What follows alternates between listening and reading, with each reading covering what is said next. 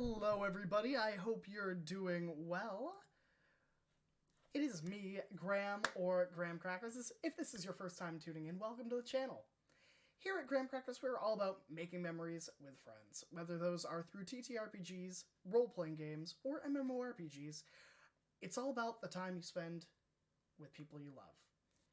So, tonight we are picking up part 2 of our finale of Anarions Rest, our D&D 5e homebrew campaign, in which is DM'd by yours truly, as I get to put my wonderful friends through the ringer, as they say. But, while they need no introduction because they are, the best of people, I would love to know 3 things from each of my players today. Who are they? Who are they playing? And what does your character want more than anything right now?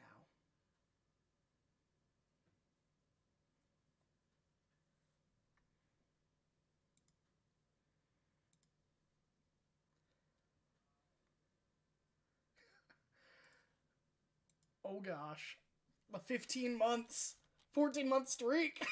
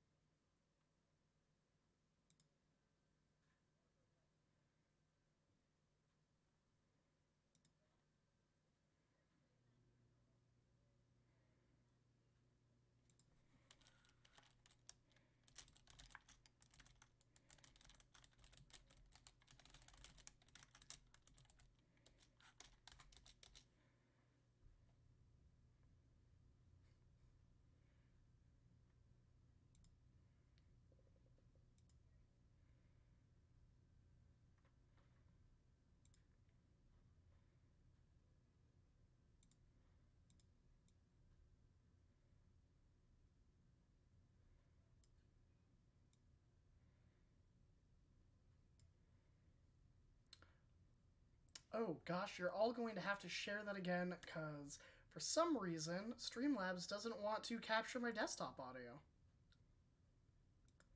Streamlabs, how could you? Let's see here.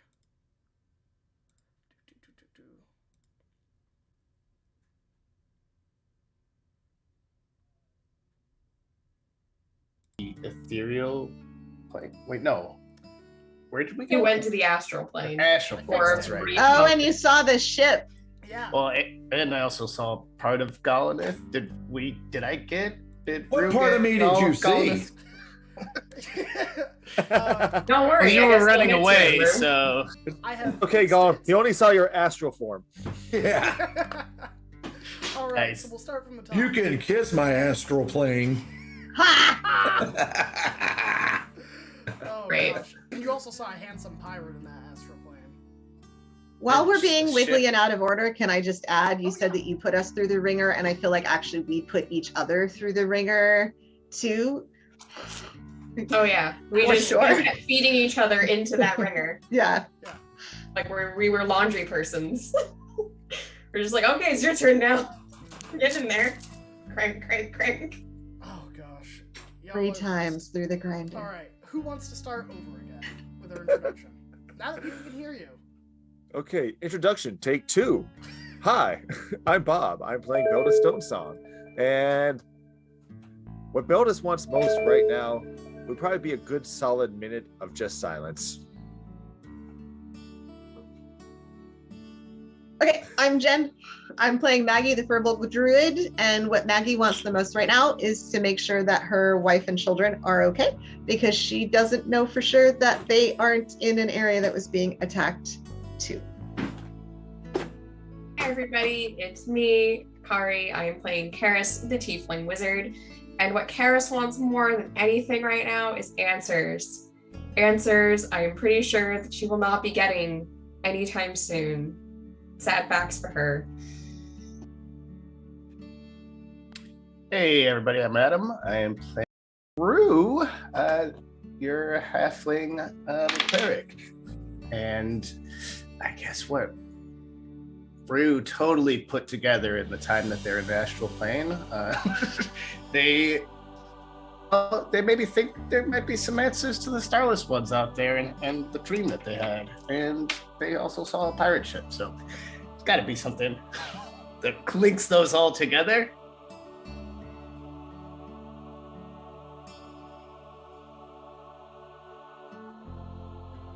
It's on you, Con. Did you go?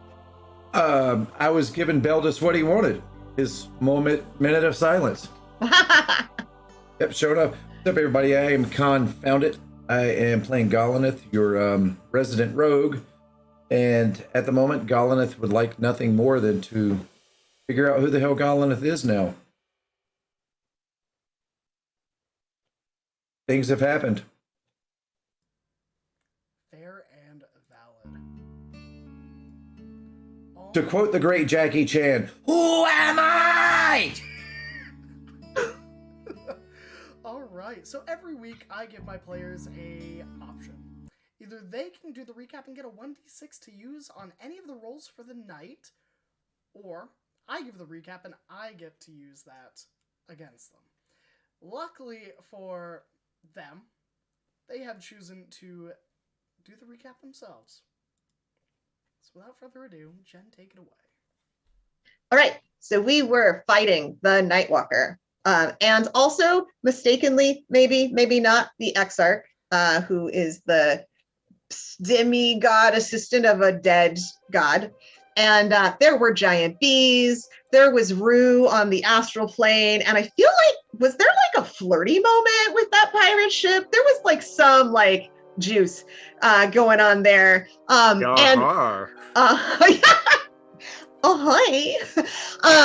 There was a unicorn that Golineth rode into the Nightwalker, possibly causing Golineth to change alignments in a mysterious way. There was Karis banishing the Nightwalker, and then we had a philosophical debate with the Exarch, who was fatalistic and felt like if one city was killed in order to save the world, that was acceptable. And most of us were like not down with that, pretty not down with that. And many of us were sort of calling for his head. Maggie was a little bit like, well, maybe we don't kill him, but maybe we go away right now. And Karis was like, no, but he has information. So let's keep him alive and maybe even bring him with us. And Beldis was like, nope, and killed him. And that was that end. Wonderful. Bob, do you remember what you said to him as you dissonant whispered him to death? I didn't say much. You did. A couple thousand stone dwarves silently screamed at him. Yeah. So and you said my people figured it out once. They'll figure it out again. That's true. You know, that was I a wrote that friggin' down, awesome actually, line. right here. Yeah. So yeah. All right. So never mind. Yeah. all of you hear Beldis say, "My people figured it out. We'll figure it out again." And this being, the Exarch, blood begins dripping from their nose, and their eyes go bloodshot, and then they just collapse, lifeless.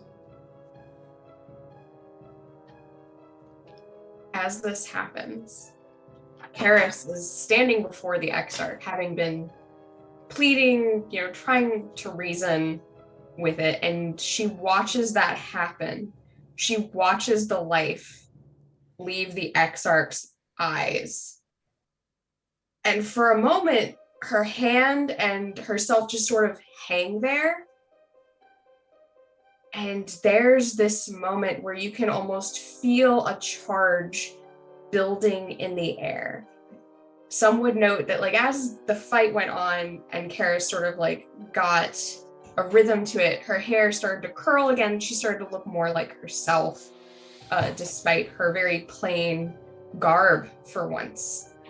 And though she's still in plain garb, her hair is still fairly normal, but you start to see almost, it feels like it's starting to stand on end as you look at it. And as you sort of see a tremble go through her, and she takes a deep breath in. And then she turns deliberately away from the party, and she takes a step towards the edge of this tiny little island there in the river.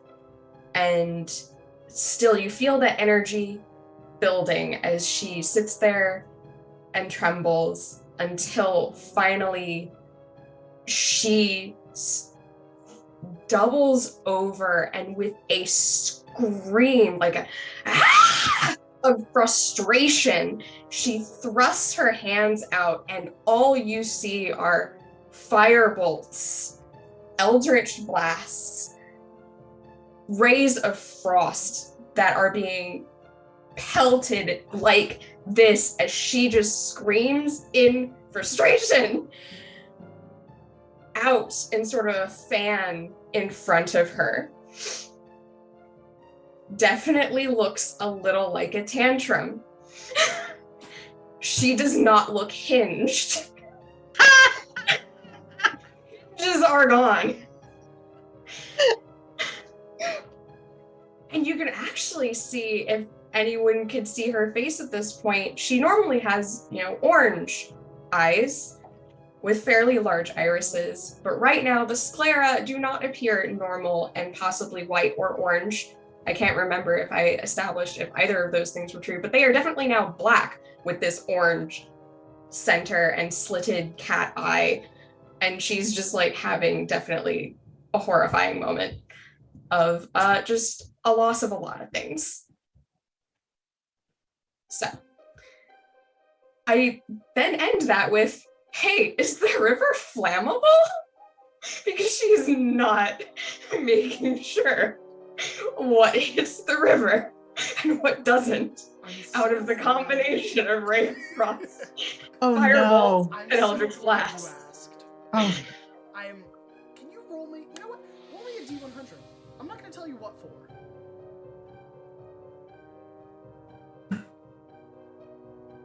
This is really just me thinking, how can I make Karis's day worse? This is a 6. I think that's what 600 means. Yeah. So, the rays of frost, the eldritch blast, freeze the tar-like substance on contact, forming small puddles of ice floating in this ichor, only to kind of sink. The eldritch blast, make that splurp sound as it kind of like blasts ichor all over. When you get to fire, are your hands in the ichor when you cast this? Or is it just on the surface? She is standing pretty much where she's standing, sort of like right here, and she is just thrusting out with her hands, shooting these bolts of various energies. Although her hands do look kind of like claws if she's doing that. Okay. Let's see. I'm just gonna check to make sure my audio is doing better. I think that might have improved. Oh no. But Oh no. hopefully, they'll tell me in DMs if they can't hear me. But your fingers fan out, that flame and heat scorching the surface of the tar. As it touches, the tar almost hungrily reaches up towards it, like it has a life of its own. As tendrils rise to meet the arcane magic you are funneling out rapidly, it takes a bit of that in, as you see almost like a hand reaching to grasp and pull at your magic. It ignites, and a swirl of heat coils around this tendril, funneling deep into the recesses of this ichor-like river. For a moment, everything goes silent. And then a bubble rises, then a second, then a third.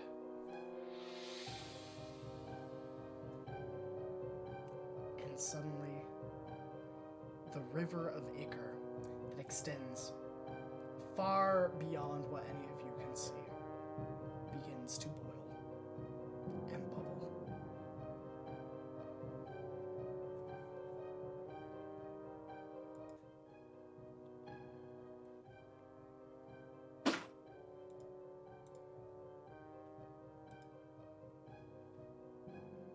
Well, this doesn't look very safe. I will clarify. Karis does not look like she is realized, but she is sort of just standing there and like panting in the unhinged manner. So questionable if it's safe to walk up to her. Questionable if she even hears you. But Well, that's for her. while this is happening, Maggie, with a lot of tenderness, looks one by one at each of her companions. And there's a feeling of like arms wrapping around you in a hug, like whatever motherly experience you had as a child or whatever loving experience, it feels like that warmth. And I'm going to cast Mass Cure Wounds. And Karis, that happens to you as well. Whether or not she registers it, that happens. I think Rue's gonna walk over to Beldis, who I'm assuming is still like maybe standing over this dead person. Well, the ex-arc. I actually was a few feet away because I never approached the conversation and didn't really have to. Yeah, he just sort of pointed. Yeah. Oh yeah. It Get doesn't off my happen. lawn. Yeah. All right. Well, then Rue is going to walk over to this body on the ground and look towards Beldis and say,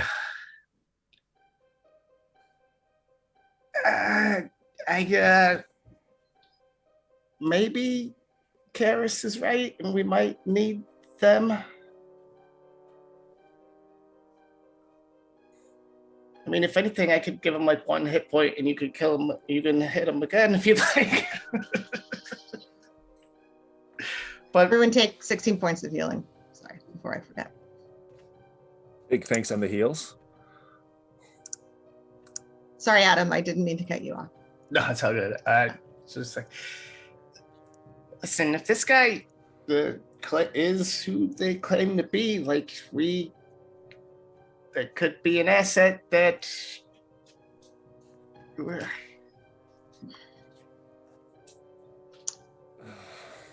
Goldus, I honor what you did. Would there be value in giving your people the chance to put this one on trial and deliver justice collectively? Graham, a couple quick questions here. Sure. Hit me with them. In the previous moments, while he was trying to make my insides on my outsides with that sword of his, and I was, kind of close and face to face. In that blur of action, did I notice any personal device, emblem, So identification? Yeah, So his shield did have a sigil you didn't get a good look at, as That's well enough. as his weapon had runes that were like red emblazoned runes into the blood groove of the blade with that blackened steel blade. You haven't really taken a look at that. That's also, right near this individual. but his shield arm- was emblazoned. Yes. Perfect. And yeah.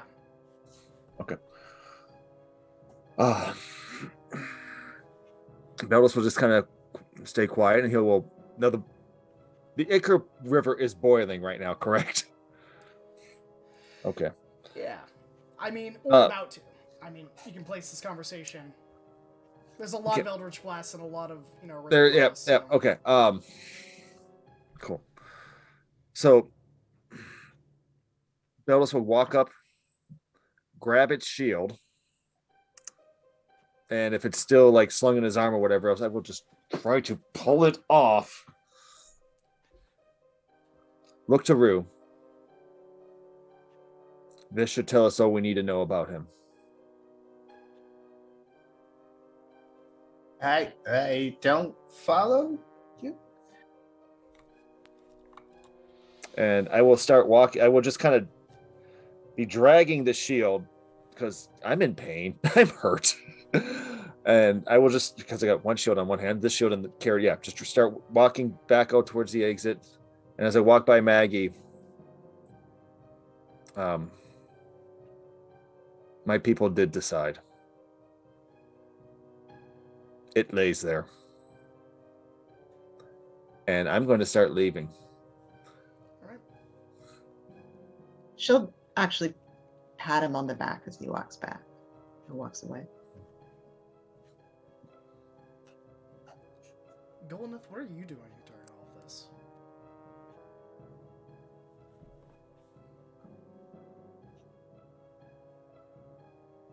Vacuum stuck. Anyway, I'm just standing there trying to figure everything out, kind of not knowing what to do at the point. I mean, there's Horace over there having a fit or a breakdown or something. Beldis is walking away. Maggie's trying to fix everything as Maggie does, and I'm just like, the hell am I supposed to do? Are you still holding the dagger? Yeah. Can you roll me a D100? Yeah, of course I can. I'm sitting here wondering, it was like, when's he going to have me roll a D100? I'm just kidding. I wasn't wondering that at all. All right, let's use these absolutely awesome dice. That took a very long spin for a 93. 93. Okay. Yep. Wonderful. I die, don't I? No, you don't die. I would never. Okay. I do have a question for you, though. Pineapple. What color is your soul? I mean... Green. Green. Okay. That's all I need to know. Continue. And all y'all see is a green blur. No. No. I will say this. The longer you are holding that dagger, the harder it is to let it go. Oh. At this point, your hand is almost fused with this. But do I sense anything? Do I feel anything? Because right now, I'm having a lot of confusion because it's like there's this little thing that keeps saying, okay, stop cars, something bad's going to happen, like this is all bad, and then the whole conflict and the turmoil is like, well, so is what you would have to do to stop them. What do I do? And it's just left me not knowing what to do, and for the first time, not knowing how to act or react. I appreciate that. One more. Yeah. If you need something to happen right away, there's one more thing I wanted my character to do. No, feel free. I was just going to answer Khan's question about the blade. So, when you first drew the blade, you felt that burning pain going up your arm. Almost like your veins and arteries were kind of searing as the kind of red like mist from the blade had kind of gone into your body. It is a little numb at this point. In at least, from palm of your hand all the way to maybe your elbow. You don't feel any pain, but also the muscle control doesn't necessarily feel like you have it right now. This blade feels hungry. Okay, but I don't really sense. I don't think I would sense anything in this situation. I think that my sheer bewilderment at the current state of things, of not only what is going around externally, but internally, would leave me void of any feelings as I'm trying to rationalize everything. Exactly. It's the hamsters are turning frantically, Yep. Yeah. and they are not getting much purchase. All right. Yeah, they're not focusing on any external stimuli other than what I can see and internally what I can feel. Okay. Maggie, what would you like to do?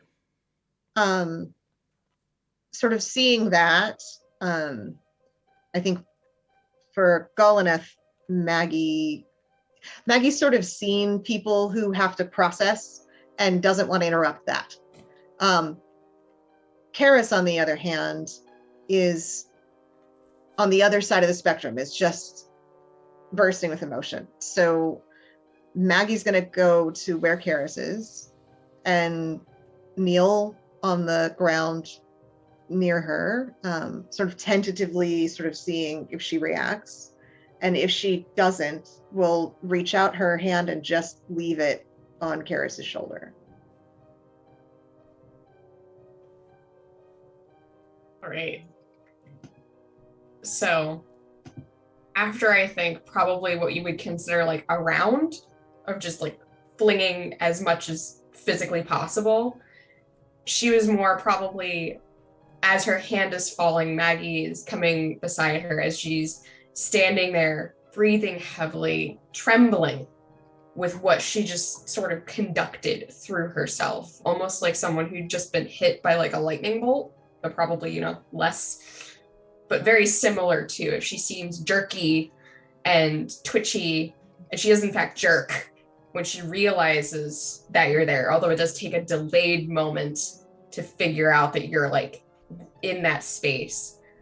And she similarly has a sort of jerky reaction when your hand does touch her, but she doesn't seem to move to dislodge you as she just simply stands there trying to sort of breathe through it. And she does seem like she is trying to calm down, but it's a working effort right now.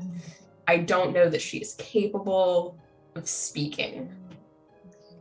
So, and you tell me if this is uncomfortable, but what Maggie would have done if it were one of her children is she would have rubbed their back just gently, right? And I think that's what she does. Congratulations, you made her cry. So now you just have Karis, who seems to be like a puppet with all its strings cut, because this might be just unlocking Karis's family procedures, because her mother would probably do the exact same thing. And that triggers her to just fall on her knees, and she's just kind of sobbing very viscerally, although her hands are sort of like clenched in the earth as she just sort of like expels for a bit. So yeah. Maggie just keeps it up. Rue.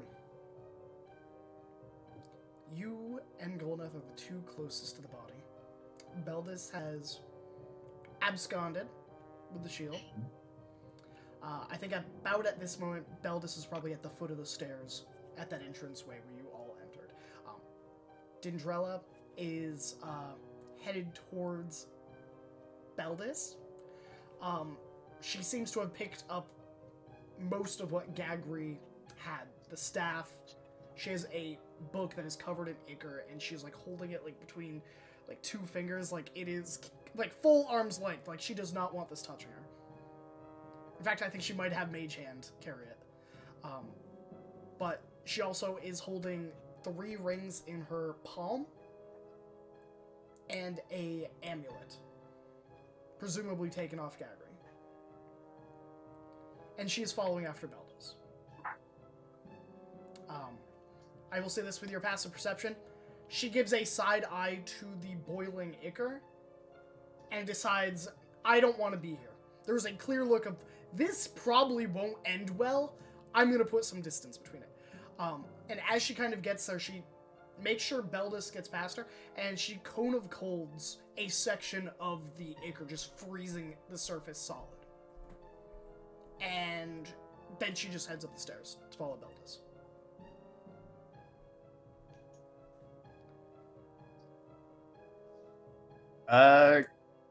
can Rue loot this body here? Of course. And- Of course. What would you? And what are you then looking for? I would also maybe do. I would like to do a medicine check as well. Okay. So let's start with an investigation. You tell me what sort of things you're looking to find, and how long you're willing to be looking for it, or looting.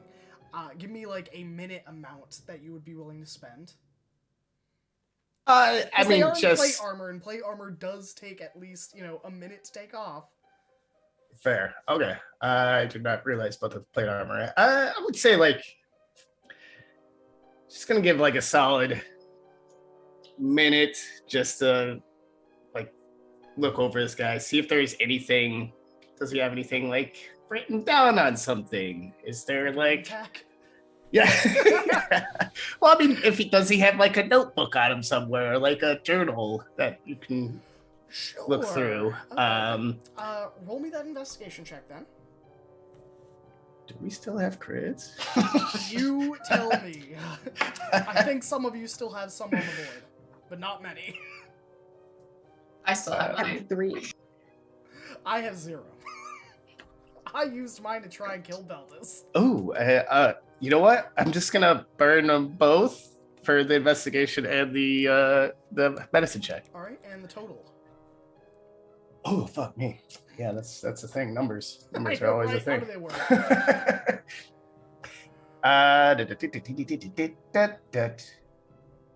Oh, investigation just be 21. Ooh, Okay. Rue, baby girl.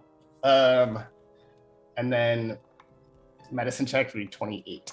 Okay. So we'll start with the medicine, in case that dictates what what have you.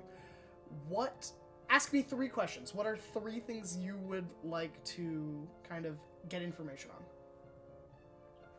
I mean, we saw them kind of like bleeding out through their nose. Are they alive? Are they close to like waking up? And then I guess like how old is this thing? Or maybe can I tell? Yeah, I mean, No, I sure, can't tell why like a not? region. That would be weird. Yes, by the crook of his ear. I know that they're Yeah. Sure. Okay. So, looking at the bleeding from the eyes, or bloodshot eyes, bleeding from the nose, something to do with the brain. Probably when you've seen this injury, either, heavy force to the brain would do this, like if someone hit you with a mallet, maybe. But because you have seen Beldis in combat before, and kind of have a general understanding of his capabilities, I think you could reasonably assume that this had something to do with magic. And it was central to, the brain. How old they are. And what, race they are. So, you take a look at them for a moment, and they are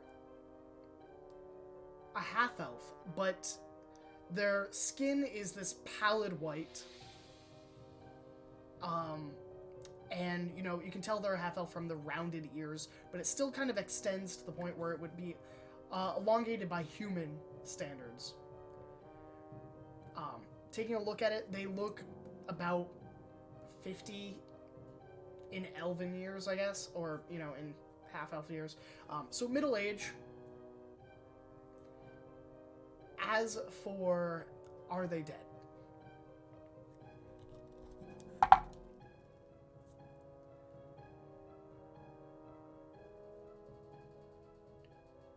You can't tell.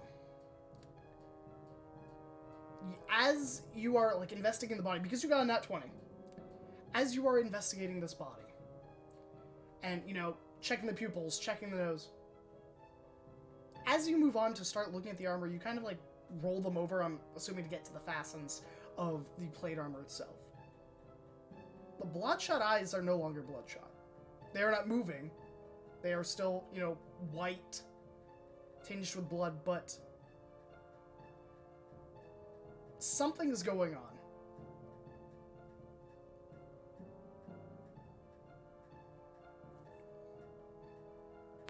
okay. Well, I have maybe something for that after I figure out what's in this body. Yeah. As for the investigation, there is a amulet around their neck. I'm assuming that would probably be like the first thing you would look at. Roll me a religion check. Yeah, that'd probably be right there with like checking for a pulse and whatnot. Yeah. 6. 6. Could be anything. You don't recognize the symbology on this metal. It is a alabaster white gold like metal that has this weird symbol carved into it. This symbol has been marred by muck and grime over time and is almost illegible. Moving down from the armor is finely made, but it has seen some wear. There are dents and, scratch marks all over the black plate from numerous fights. There is a ring on their left finger, or their left hand, underneath a glove, which, if you remove the glove, it is this red band, like a blood red band, that almost glows a little bit. And the last thing of note is inside the plate armor itself, right underneath the breastplate, as you kind of unfasten aside to kind of like get a look. You see parchments furling down the inside of the plate, almost like glued onto the inside of the breastplate. They are written in... What languages do you speak? Oh, not many. Halfling and common. Okay. They are written in a language you don't Come on, recognize. halfling. Come on! So close. They're written in a language you don't understand and can't read. Sure. But they are parchments or like scrolls or something to that matter. However, there is a container of sorts that is this cherry wood kind of, almost like what you would put in the bank when you're doing like receipts and you kind of put in the funnel. Almost like one of those. And it is sealed. And along the edge where you would like unfurl it, there is a jade dragon. Not like a jade dragon like the big dragon, but like a ornamental jade dragon. Interesting. Well, I think if Rue can take stuff, they would go for that. What's that? Yoink it. I'm not gonna stop you. Yeah, they'll go for the tube with the dragon, the papers, and I guess probably the ring if they can get. They're not trying to take everything, but just a couple things. And then seeing the eyes, Rue will take 3 good berries from their pocket, place them near this person's head, and write her name in the sand. Or is that sand? What's next to them? We can call it sand, sure. Sure. It's like dirt. Sand, the dirt of caves. Ash. Yeah. Could be bone meal, honestly. Dried ichor. Yeah. And then leave. Okay. Following Bella's out. Golanath, actually, roll me a perception check. This is, to see if you notice what's going on with Golanath. Wait, I'm rolling, or who's rolling? You. Oh, You okay. are rolling. Shit. Or if you'd like to use your passive perception. Either or. Let's go with passive. Sure. The dagger Golanath speared his way into the astral sea where you were able to rescue him. As you recall, that dagger was like a red-hot, searing energy as it kind of pierced through the veil. It is still in his hand, and you see his fingers are tightly grasping the dagger. Golanath, can you roll me a Constitution saving throw? I can unmute myself. My robot's finally gone to hell and died. Constitution saving throw. That's my jam right there. I love Constitution saving throws. It's a +1. Yep, no, I'm dead. 2 on the die +1 for 3. Oh, You take 9 necrotic damage That's awesome. I love you. and take away 2 of your hit die. Oh, Oh. So, Rue, Golaneth's fingers are blackening. The skin is almost like it is a burn. Are just turning black around this blade, and it seems to be traveling up that arm, originating from the knife. Hey, Galaneth, you want to drop that knife for me? okay. Walk me through this, Graham. Sure. Would you like to drop the knife? Oh my God, my hamstring. Oh no! Man, this is tough.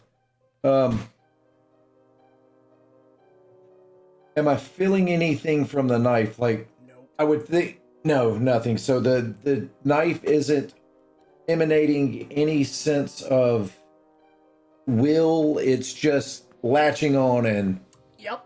I would say at this point, the pain you felt stabbing this Nightwalker burnt out whatever pain sensations you would have in that arm.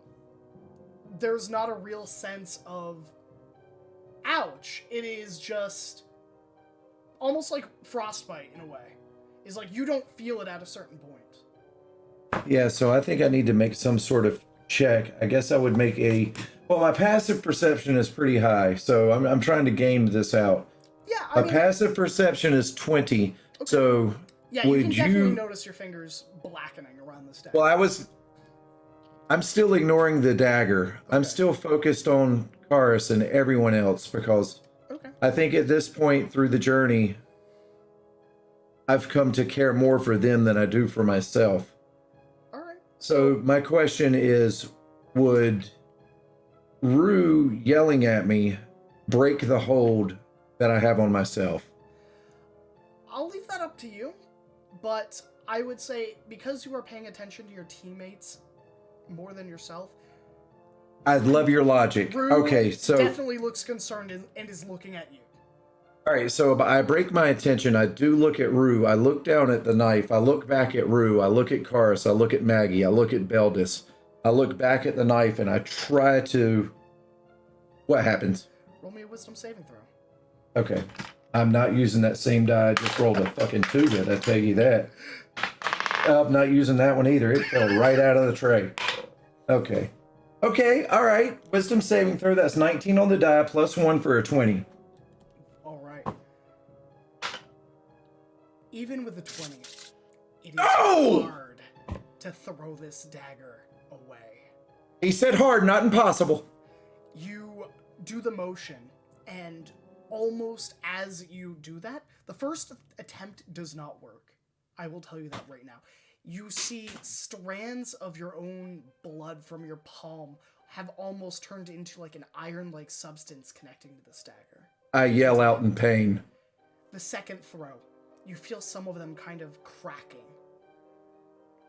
The third, you feel something hungry from this dagger. Like a scarab. Or, some other ravenous insect.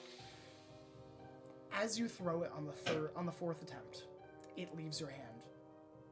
But you feel something burrow into your arm as this dagger leaves. And you see the blade sink into the ground, standing perfect. With probably a little bit of you connected to it. It is not pleasant. Assuming Rue's witness all this as yeah. well? Yeah. Yeah, I was not being quiet. No, this is a very painful You were moment. staring Yeah. right at him. I would Yeah. hope you saw that. Yeah. I'm stealthy, but I'm not that stealthy. Rue's gonna try to scoop up the dagger with like one of her pots.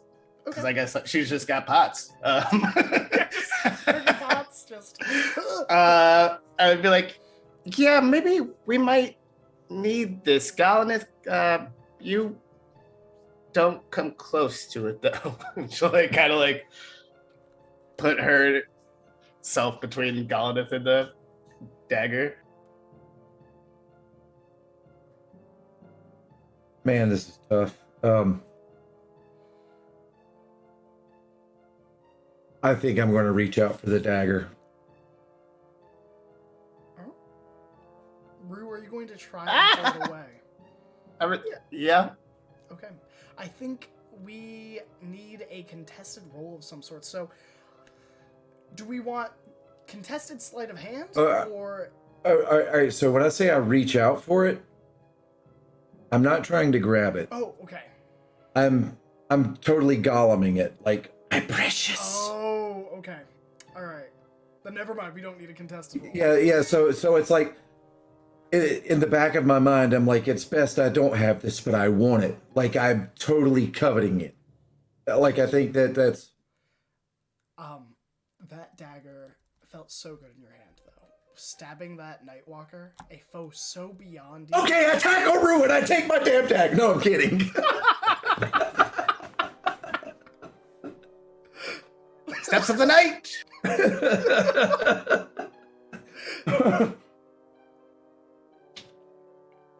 Yeah, no, that I'm going to miss that thing. I just look at Rue and I just say thank you, and then I go out for a hug. After all of that, Rue's just like, no, let's save that for later, mayhaps. She's just gonna start scuttling away. And then I just inspect my hand and myself for my hand first, but then my body for any wounds, and that's when I notice like I'm hurt pretty good. But what do I gather from?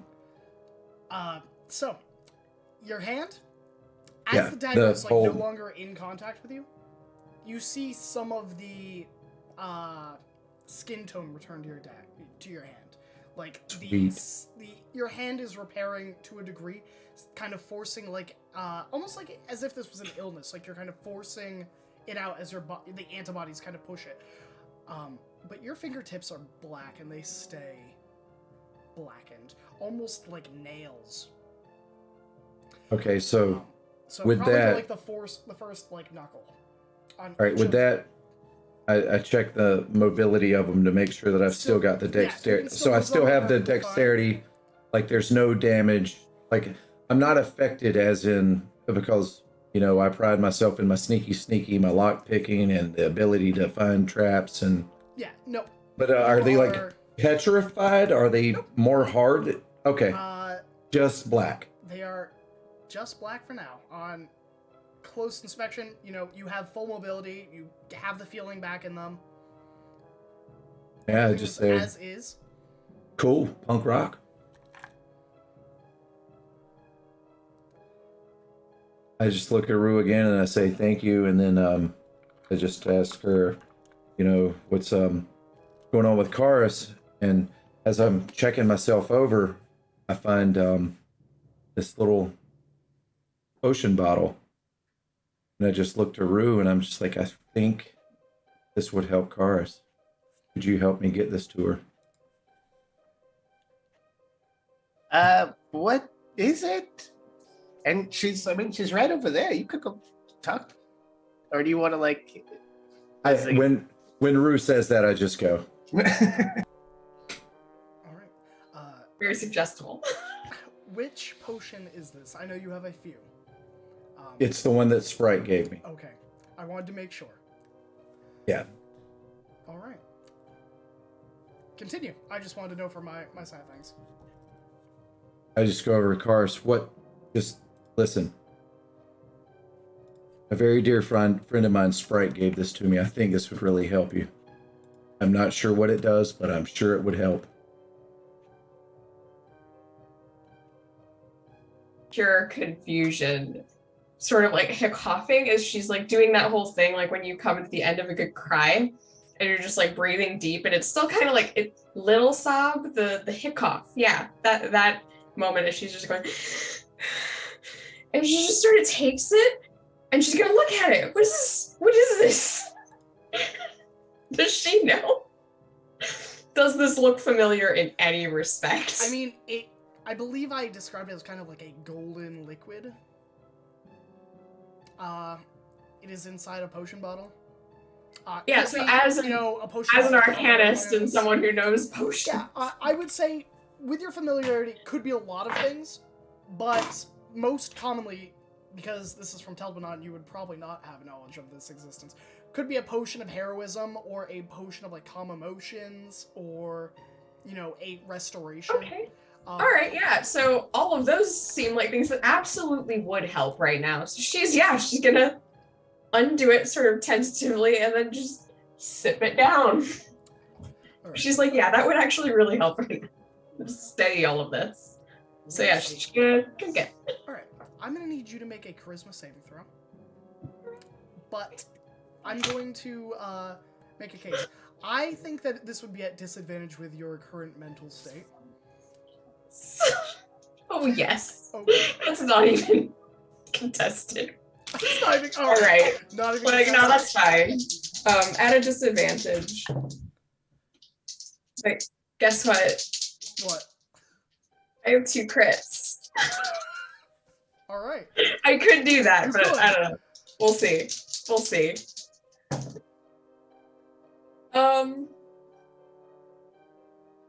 Do I want to do that? No, I'm gonna let it be. Because that is a 10. For the next 2 hours, you must answer everything truthfully, as if under the spell of a zone of truth. That's so cool. To clarify, does Zone of Truth encourage verbosity in its subjects? I would say, because this was implicitly given to Goluneth to get you to spill secrets, I would say that I you am have to fine have if it a level is, of but I want to sensitivity. know that in order Yeah, to I would interpret say, how yeah. she's going to answer things. I would say yes. Okay, so she will, if she starts answering, it sort of feels like a flood, like she wants to keep adding to it. I would say it feels emotionally good. Yeah, exactly. Like it feels like a release. So, okay, cool. Okay. Answer anything truthfully. When Maggie sees Goluneth approach and hand over the potion, and that hand is still visible, the wounds to the hand, right? Depending on which hand he uses, I don't... Right, but I mean, it's But, still yeah. by his body. She's gonna touch the shoulder that has that hand. She'll stand up and touch it and cast Greater Restoration, which it can take away 1 curse, including the target's attunement, to a cursed magic item. All right. Goluneth, you are no longer attuned to the spooky cursed dagger. Okay, how does the unattunement affect me? So, it cannot undo the alignment change. Okay. However, you are no longer attuned to the dagger, and you can regain your 2 hit dice Sweet. back. That's always Dice. good. And as this happens, Maggie, I'm going to need you to roll me a perception check. Before that, I would, as the casting of the spell, she'd be looking Goluneth in the eye and saying, "You deserve better than that." Then perception check. I have a +9 on this, so I heard that, by the way, Maggie. I just Was had that to a go nat grab my one? medicine before I got. That was a nat one. you know what? I'm going to use one of my crits. Fair. All right. Maggie, as your spell goes off, you see from the hand, it is hard to make out. Let me just roll real quick. Yeah. This is hard to make out, but you see something almost burrow out of Golaneth's arm. You can't tell if it's blood, like blood of his arm leaving, or if it is a entity or creature. But it moves into his cloak and armor, out of sight, almost impossibly fast. Is it like, you mean under the cloak and under the armor, or actually into the cloak and the armor? It is kind of just meshing into the armor. Like, it is very small. So, probably looking for a crook or a cranny. Anything you can find. Golaneth, take that off.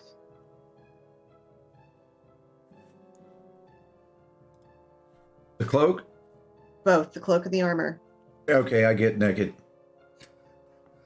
You have no clothes on under your armor? That sounds so uncomfortable.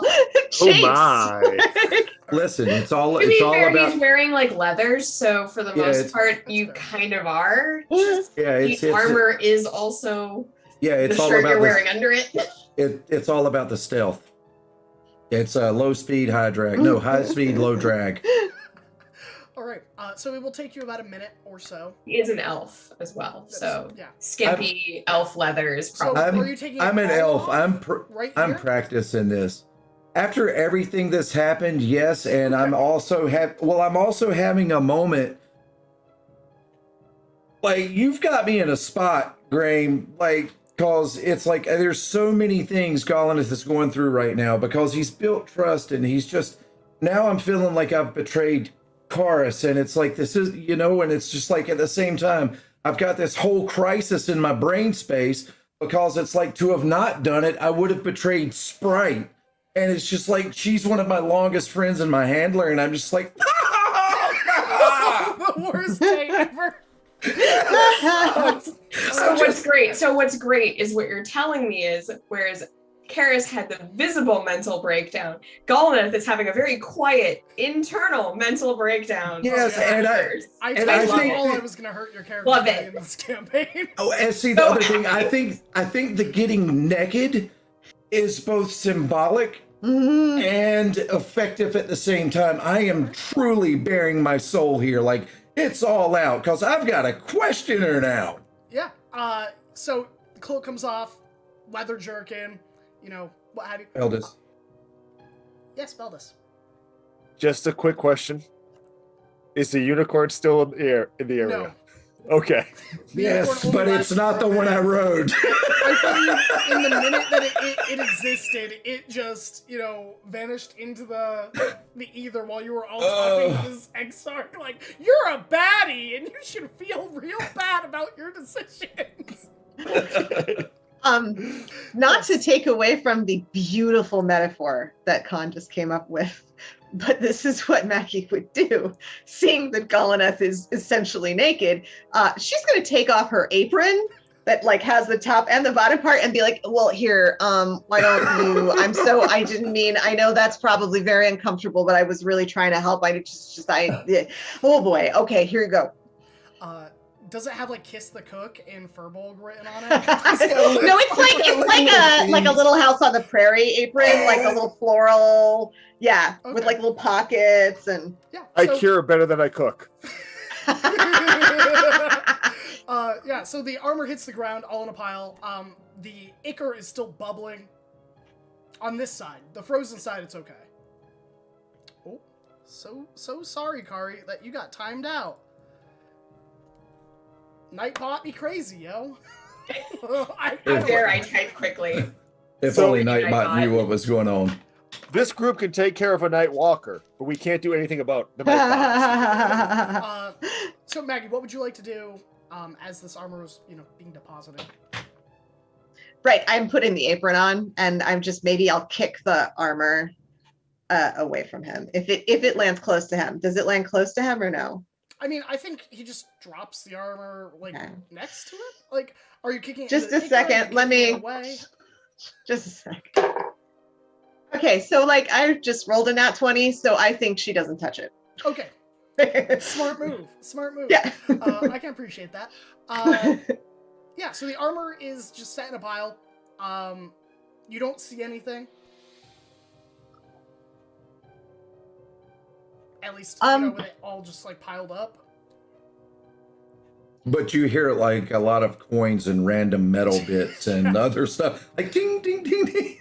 Yeah. I'm gonna create bonfire on it. All right. Does this Oh, include? Lord. Okay, my question now is: does this include Golaneth's backpack that has all the equipment and everything they've gathered during this campaign? I am, as they say, buck ass naked, except for the apron. That was everything. Like, that was all the stuff and things. Did I see it go into the backpack? No. I mean, you can't be certain, but I would assume no. That thing was beyond the cloak. So I'm gonna start with the armor and the cloak. Okay. Starting the bonfire. I mean, and I'll move Golaneth out of the way. Just, there you go. And then All right. The cloak catches fire first. The cloak of elven kind. That's right, because I gave Rue the cloak I got from the Leonins. That's right, because that would have stunk. Yeah. Let me, it's not gonna burn anyways. It's a magic yeah, item. yeah. That's what I'm rolling for. Is Yeah.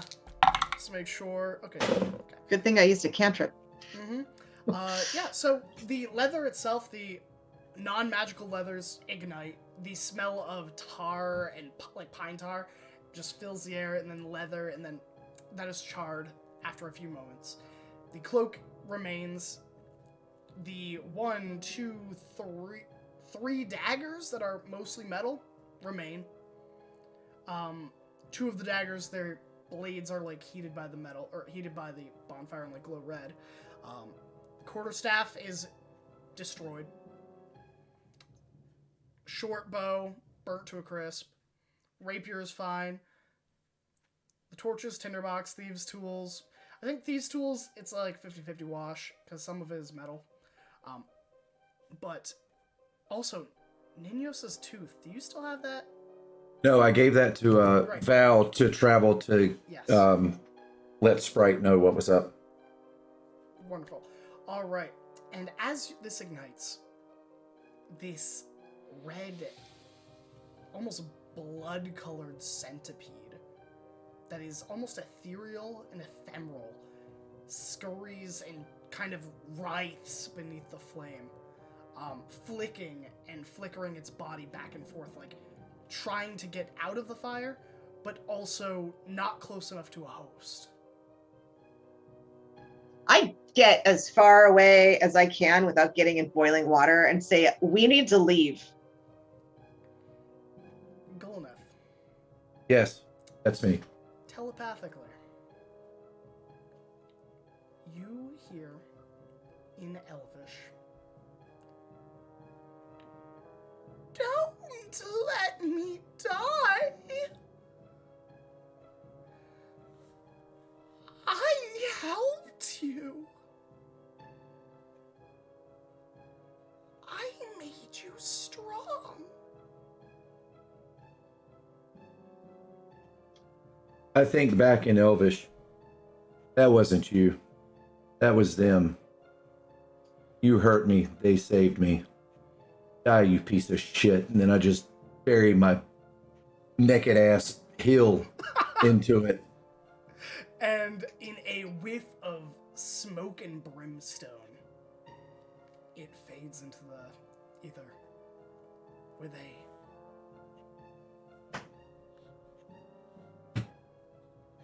what do I want its last words to be?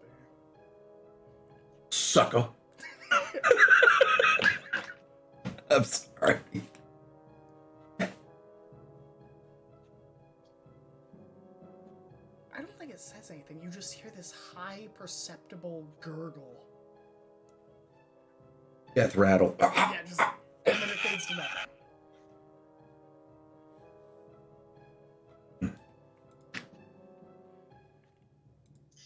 This river is boiling. We should probably get out.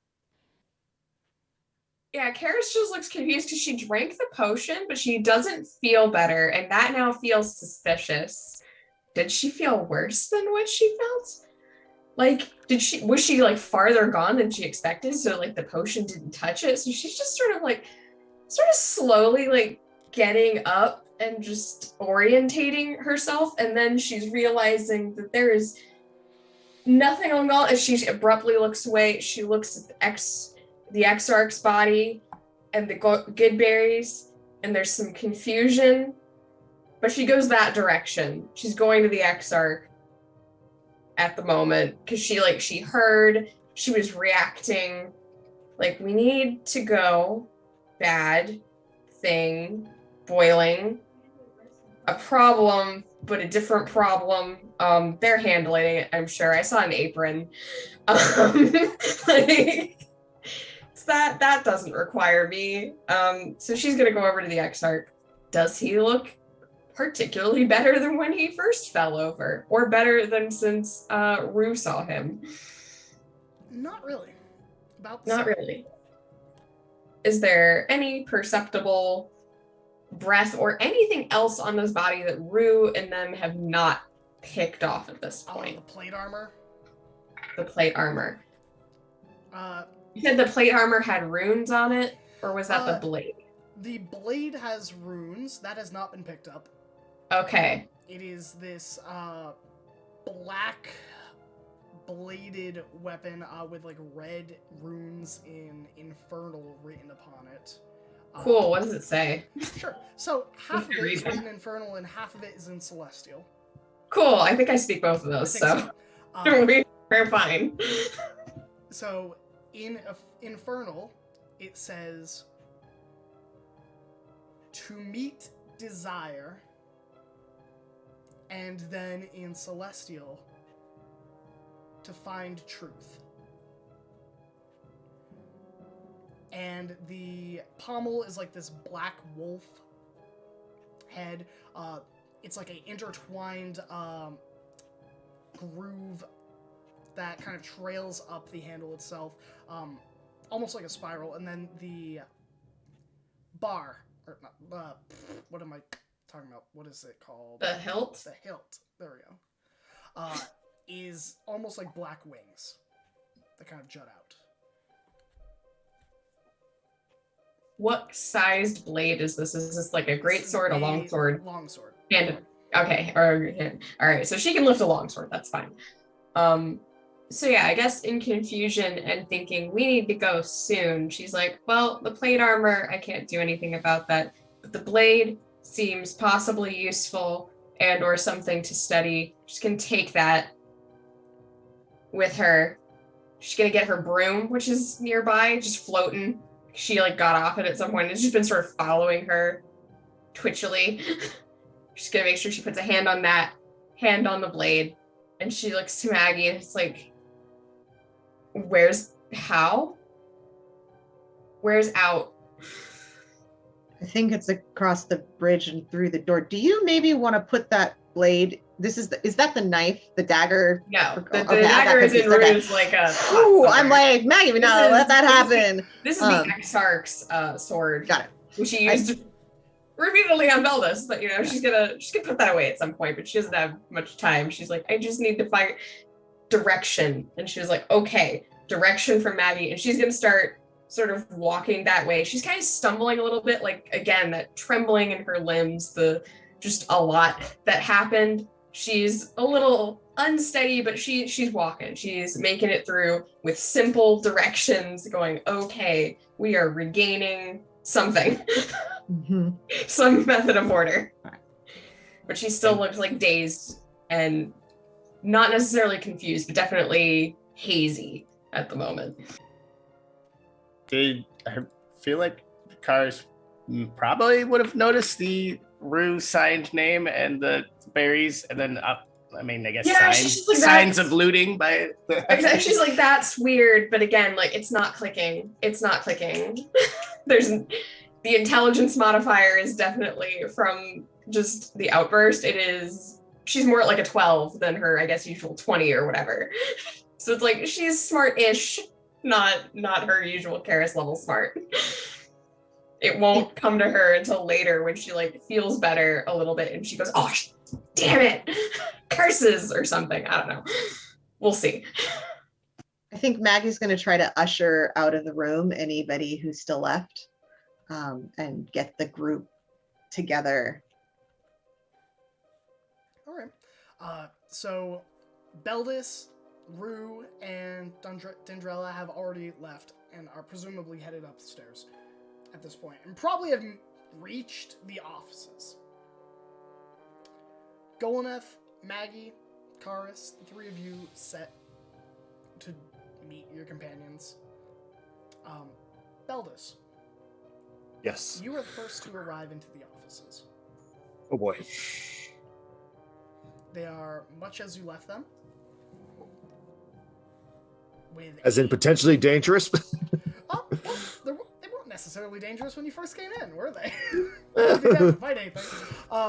The acre on the floor is still about an inch thick, including all the way up to the stairs. But the sounds of battle have vastly diminished as you kind of come out. You can kind of hear like dwarven trumpets and, the sound of metal dwarven feet kind of marching towards the gatehouses, almost like a small battalion of dwarves are marching here, like finally kind of rouse the warriors. Okay. When I get up the stair, second. When I go to talk, I start coughing. Then as I get up the stairs, hearing these sounds, I'm going to walk up. I need something to lean on, a desk or something. It's heavy. It's all so heavy right now. Yeah. Dendrella's right behind you, but, there is the room to the side that is right near the exit. That was where Rue and Golnath had fought Gagri earlier today. With that big table and several chairs. Would that be the closest table available to me or desk available? Closest table would be in Dendrella's office, which was right to the right of the passage that had the way down. If the door is open and I can see it, I'll go to that. Yeah, you can. It was unlocked by Dendrella when she came here because she got the photo of her family. Oh, perfect. So you kind of slump into this kind of plushy velvet chair with like ornate wood that makes out the chair. Dendrella kind of walks up. I don't think she necessarily says anything for a long while. She has a floating ethereal hand kind of holding this ichor-bound book. And in her hands, she has wrapped like part of her robe around the staff. That's kind of like that mixture of like ichor and bone. And she's not touching anything physically, if she can help it. And she just kind of looks at you. In her other hand is her staff, or her wand. What would I say? Do you need to talk about something? You look like you'd like to get something off your chest, or maybe, I'm not terribly good with people, but,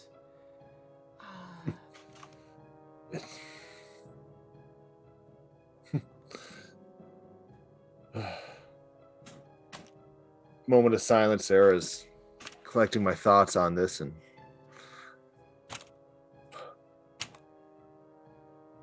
there's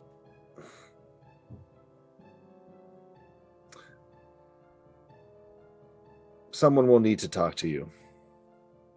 You will have to help explain what was going on here.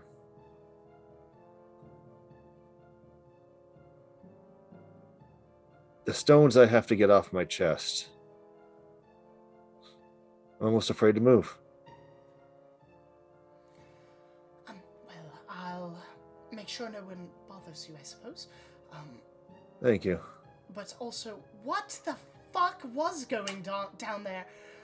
I mean, there was undead, I'm pretty sure a Nightwalker, a giant skeletal hand, all of that ichor stuff.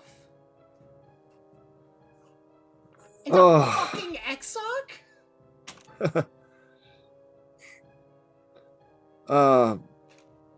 props for the audience. The story is much deeper than that.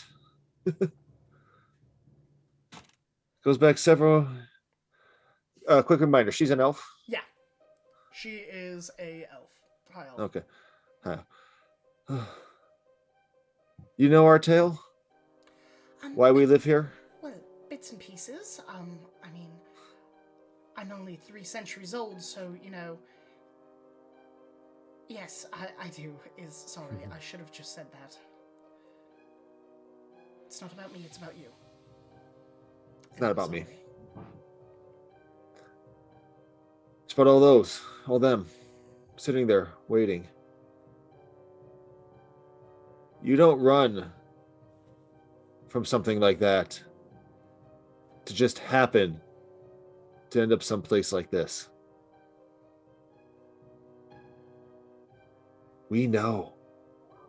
Someone knows. Some story can't explain this.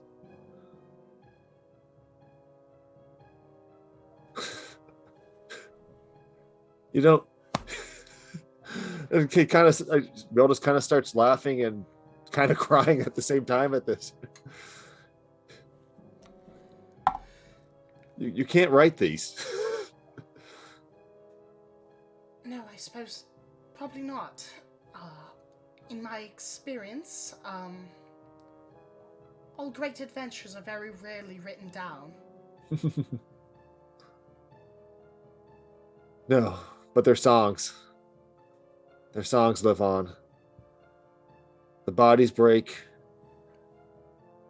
The blood will dry. But the songs will live.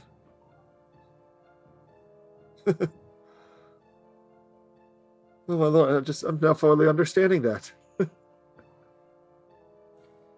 So is this a hymn, a sonnet, a epitaph?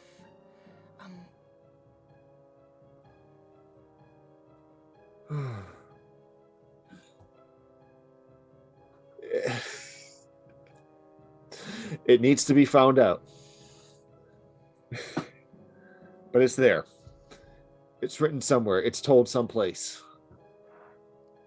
Somewhere. Probably in these caves. Well, I hope they find it quickly, because I'm fairly certain something's going on with that, ichor, and I'm not entirely certain that the mountain won't erupt, so I'm going to get going.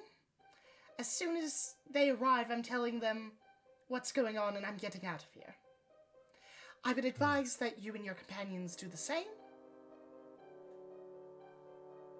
Yeah. When you sleep, I don't sleep. when you go to your meditation, there may be a message at some point. Thank you. You're welcome. I suppose I should be the first one to say thank you as well. I'm certain the city would have been in much dire straits if you and your companions had not gotten involved. It has been an interesting afternoon.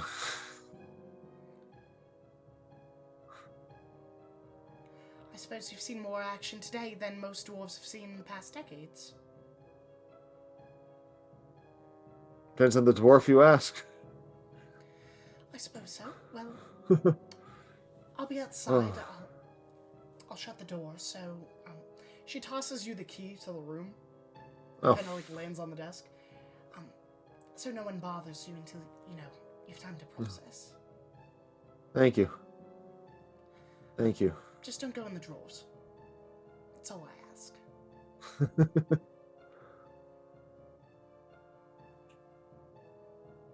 Fair for now. Wonderful. And she will, shut the door behind her and head out somewhere that you can't see. Room. Moment or two after. Oh, sorry. After you. A moment or two after the door's closed, I'm gonna pull out the flute and just play a slow song of remembrance. kind of thing that would have played over campfires, over some random travel. Okay. It's a long number. All right, all right. I like it, I like it.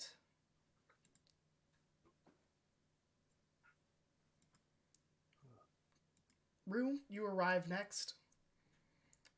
Maggie, Karis, Golneth, all of you kind of reach the office space. Golneth, are there any questions you would be asking Karis during the trek up the stairs? Nope, but I would be apologizing for what I've done and expressing that I had no choice and that I needed to find out more information about the war crimes and her. You get super confused. She's like, what have you done? And she's like, war crimes. I'm completely honest about what I've done. Like, I don't try to Okay, be so he just deceitful at reveals, all. yeah, that potion was like a truth serum. Yeah, no, I straight up tell you, like, I'm Okay. and I tell you, I explained that I'm conflicted, like I was conscripted to do this. And During this, is there at any point, by the way that he's talking, do I feel compelled to like elaborate? or beat the shit Like, out is of me. it enough like a question that she would feel like the need to truthfully answer anything? I'll leave that up to you. The DM in me is like, kinda yeah, but I'll leave that up to you. That at your discretion. It is Okay, your then best. I'll do my own rolls back here. Don't worry about it. Okay. So, But also, Maggie, guess this is I the wanna- first time you hear about war crimes.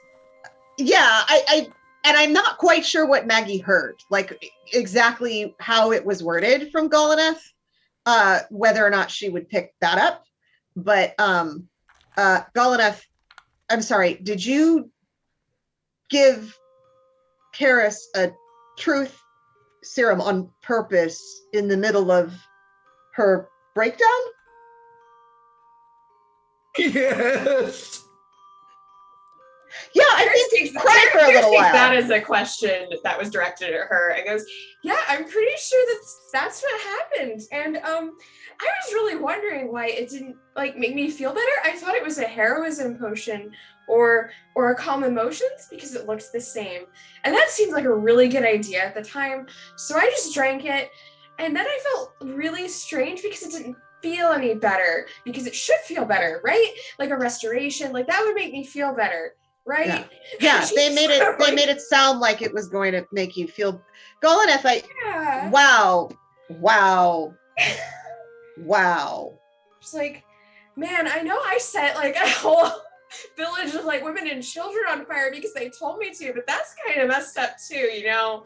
Like, I mean, I was part of the military and a lot of people were doing a lot of terrible things and I really shouldn't have done it, but I mean, a lot of people were doing a lot of things and a lot of worse things were going to happen. So I guess I'm conflicted. I'm really conflicted. And you're conflicted about setting up. Is your chest tight? My chest is tight. It's like, all right, we're going to talk about this later. Let's just get up to the surface and you can calm down. And then I want to hear more about how you're conflicted about burning down a village. okay. And I just say we All all right. do things we're not then she proud just- of. She's continuing to sort of like semi-hyper, and she is rattling on. So she like starts describing what the village was, and then like the military action that was going on, and this is happening as they're climbing up the stairs because she just feels like compelled to just get it all off her chest. And Maggie's just like, by the God of all things, Incredible please detail. stop. I mean, It is. she was, I don't know, I can't, it feels, I don't know, it just feels so good to just like let it out. So like,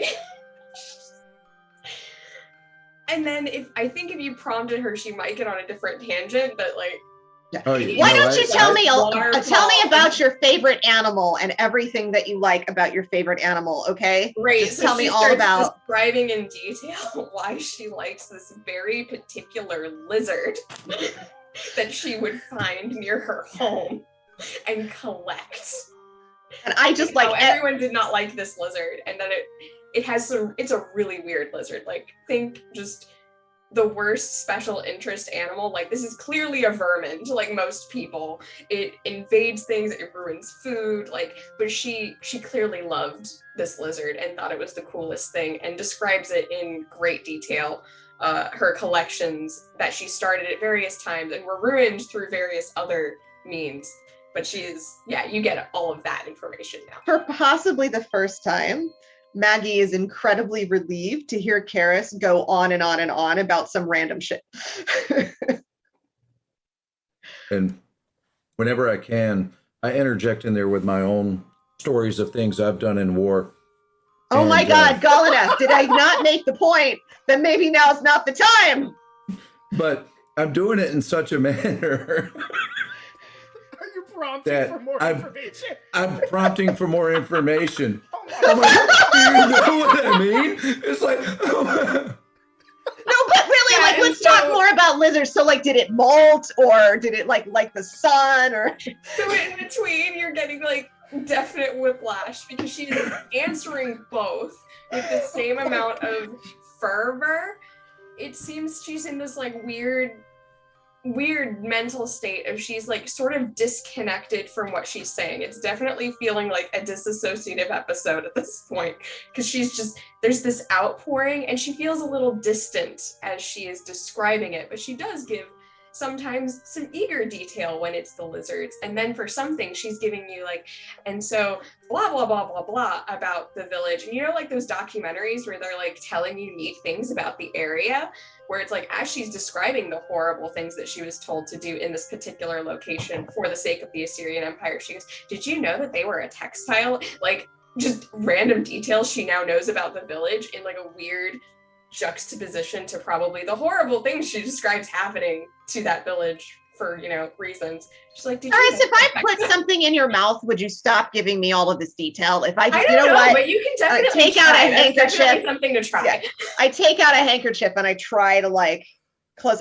I'm so sorry. I know this is incredibly rude, but I don't want to hear anything. Like she's nodding along with you, like, no, okay, good. And then you have a choice about like, because this seems very uncomfortable to you and to me. Really, it's awkward for everyone. So I'm just gonna. Sounds. They are now muffled, weird sounds, so you can't really actually get the words anymore. But it's definitely on because she's still feeling compelled to speak. But she's not really, her breathing doesn't seem to be obstructed, but all of her messages are now completely garbled, so it is just sounds and grunts. Nod if you can breathe. Yeah. Okay, and then I start asking yes or no questions and saying, you can nod the answer. And there are things like, is your favorite color blue? Is your favorite color green? Yeah, and so she'd follow along with that. Yeah. You'll gain some random information about Karis. You can like give me the questions later and we'll go through it of like random things you learned on this track. I'm still a blubbering. Go on, sorry. I was going to say, I'm still a blubbering mess, so I just pull up like the front of my apron and just blow my nose. Her on the staircase. Try my eyes. And I think, Maggie's goal just with the yes or no is so that Karis can breathe. Like, and all of you reach the top of the stairs, regrouped as a battalion of armed dwarves arrive. And that's where we're going to take our break. So Holy we'll be back shit. in 10 minutes with more emotional turmoil. I don't even know. Oh my God, that's just the first half. I know. Oh, we still got to break down the iceberg of Rue here. We got plenty to do. I know. Oh yeah. So much. All right, we'll be back in, let's say 10 minutes. We'll see you when we get back.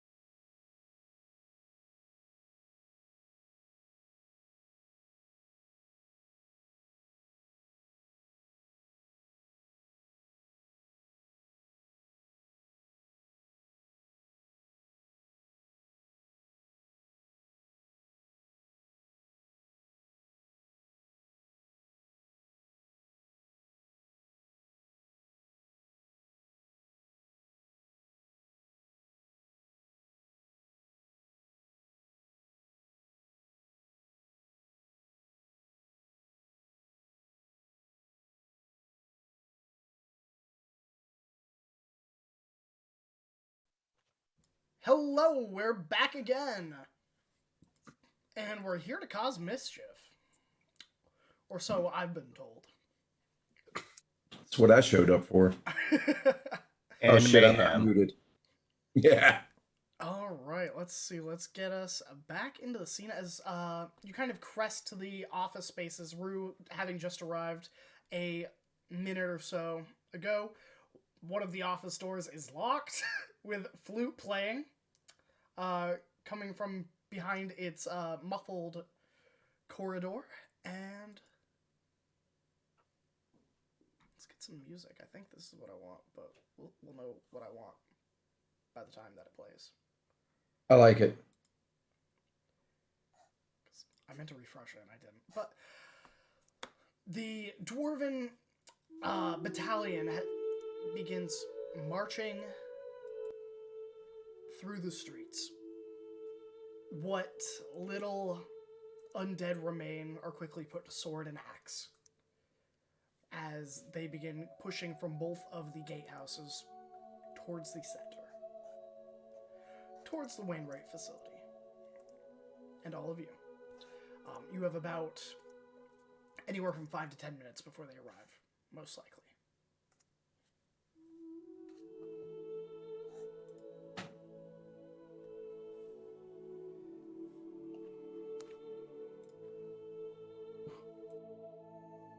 So we haven't arrived yet? Yeah, that was my question. Okay, No, you are all upstairs at this point. Okay, all right, cool. I just greet Beldis and Rue, a blubbering mess and nothing but my apron. Rue, I need a minute. Can you watch these two? Yeah. Karis Yeah. is bound, gagged, and she seems to be like muffledly responding, but she also, again, it's that disconnected. She's responding and like yesing and knowing or making muffled sounds, but she seems, there is a certain emptiness there, disassociative. Again, Rue has enough medical knowledge to know that she is not in the best headspace. I just look to Rue and I just say, we should remove her gag. Maggie, what? Don't move her. Wait. You really don't want to. Just if she seems like she can't breathe, just ask her yes or no questions. I will be back. I built Galaneth did a thing. It's bad. You might want to like plug your ears or something. It's just it's bad. And I'll go to the room where I hear the music. Is the door locked? The door is locked. She locked it as she could've left. picked that, That's if why I she still tossed had you my the key, so you could tools. unlock Okay. I wasn't paying it. Okay. it. She said, I won't let anyone come in. Here's the key. Locked the door and then shut it. I knock. I just need to be somewhere that I can't hear anything that they're saying, and this feels like a place that I could be. I don't mean to bother you or anything. Like, your music's really nice and you can go back to it, but like, I just really need to be away from them right now. Somewhere in the middle of finishing that sentence, the door is unlocked, and I guess a quick look out, and there's Karis gagged, there's Galaneth in an apron, and there's Rue very. Yeah, Karis gives you a little wave and she sort of notices that you're there. It's like, hi, Beldis. I slip into the room, sink down against a wall, and just start to sob. I close the door. And I will take a spot on the wall next to Maggie on that one and I'll grab a hand.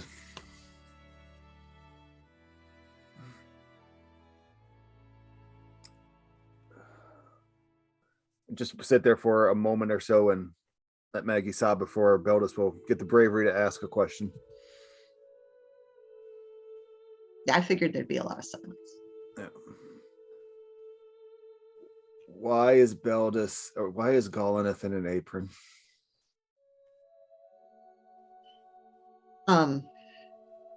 Some kind of evil thing, some kind of like caterpillar, scorpion, whatever they're called, thing was in him and making him kind of messed up or hurting him really bad. And I got it out, but then it went into his armor. And so I made him take it off. And Okay. Look, it's just a lot. It's a lot, and I know it's a lot for you too. And your people aren't unfrozen, and my illness isn't gone. It's just we did all of that, and it's a lot, and it's nothing. And then there's people like Karis and Golineth who are out there just making everything worse. It's just a lot. It's a lot. It's a lot. I don't think it was a waste.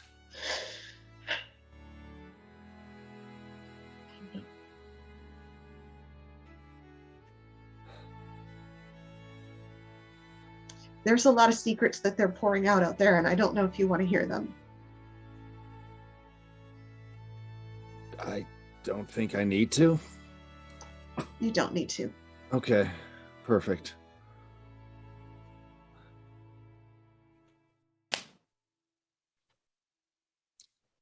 We're gonna find the answers, Max.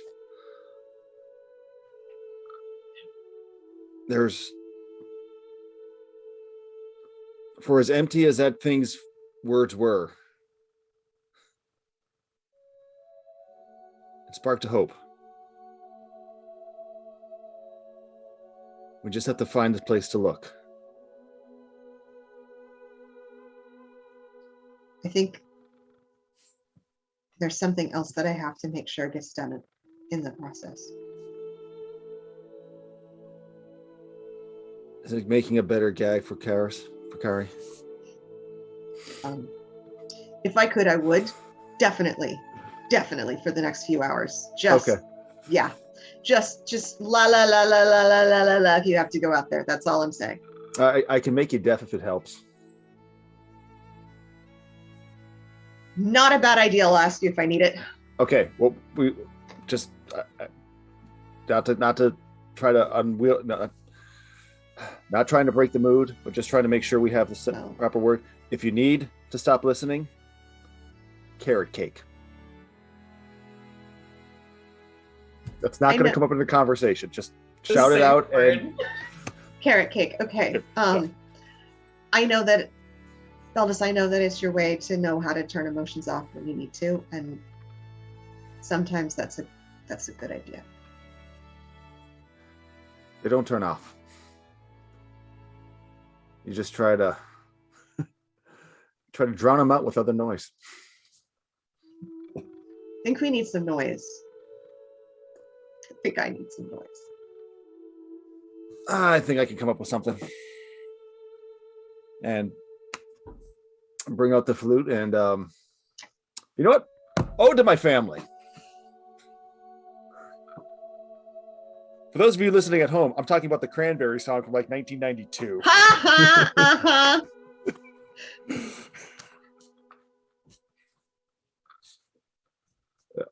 You will also never know peace until you have a 3-year-old trying to sing the Cranberries Zombie at the top of her lungs. Oh my gosh. From a balcony. And doing it well. Like, it wasn't even a bad attempt by an amateur singer. All 3-year-olds learn zombie. Yes. All the 3-year-olds watching. Please. Alright. As the sound of the flute fills the compartmentalized office space, the two of you have shrunk to let your metaphorical hair down and take a moment away from the horrors that lie outside. Golneth, Karis, Rue, what are you doing as Maggie slips away? Karis is looking at that door like she wishes, like her eyes and like upper face are reading very differently from what actually comes out of her mouth, like tonally. Her eyes say, I too wish that I could be behind a locked door where no one can see me, except I am not, and it's awful. And then she's simply, nodding or moving as simply as possible. She still has in her hand the sword of the Exarch and her broom in the other. And she's just kind of standing there. Magoobliette is weaving through her legs, almost in like a constant figure eight, and he does not look pleased. He seems to be glaring, especially at Golaneth, like death eyes on Golaneth. Like, I will find where you sleep and do terrible things to you kind of death eyes this cat is giving you every time he circles around the leg, and it's like, you. But he also seems just like generally agitated at pretty much everyone.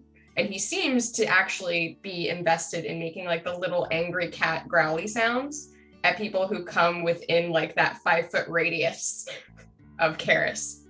Notably, this would not happen for Maggie. Maggie gets a pass.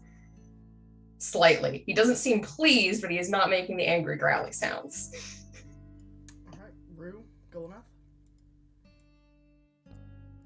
Or have we positioned ourselves into the, I guess, the room where shit went down? I mean, if you Long if table. you would like to, sure. You are in the upstairs, office space. I guess Rue would maybe look at Karis and say, "Hey, Karis, you want to look at some stuff?" And she'll like there's definitely the eerie like turn, and there's a really, really long pause, and then she goes like, "Okay."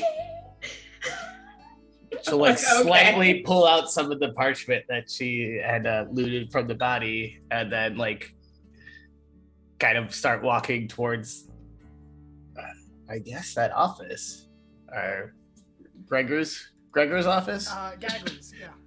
Yeah. So Gagry's That's what. office is locked. Well, not But the then office, you had but the like conference room. the conference room. So you pull up to the conference room, it could easily fit, up to like maybe 10, 15 people. If you get clustered in, you have that giant oval table that looks rotten in some places now. There's a little bit of frost on it, but the seats are mostly fine. You just have to like pick them up off the ground. But yeah, you can kind of settle in there. Yeah, Rue will do the steps of the night to kind of like get at eye level with Karis and say, if I take this out of your mouth, do you think you can help me read what is on this? I've got some questions, and maybe you have the answers. So with that truth spell, you can see in her eyes she doesn't want you to remove the thing, but she does give you an assenting nod of yes, she could help you or would attempt to do so if that is what you want her to do.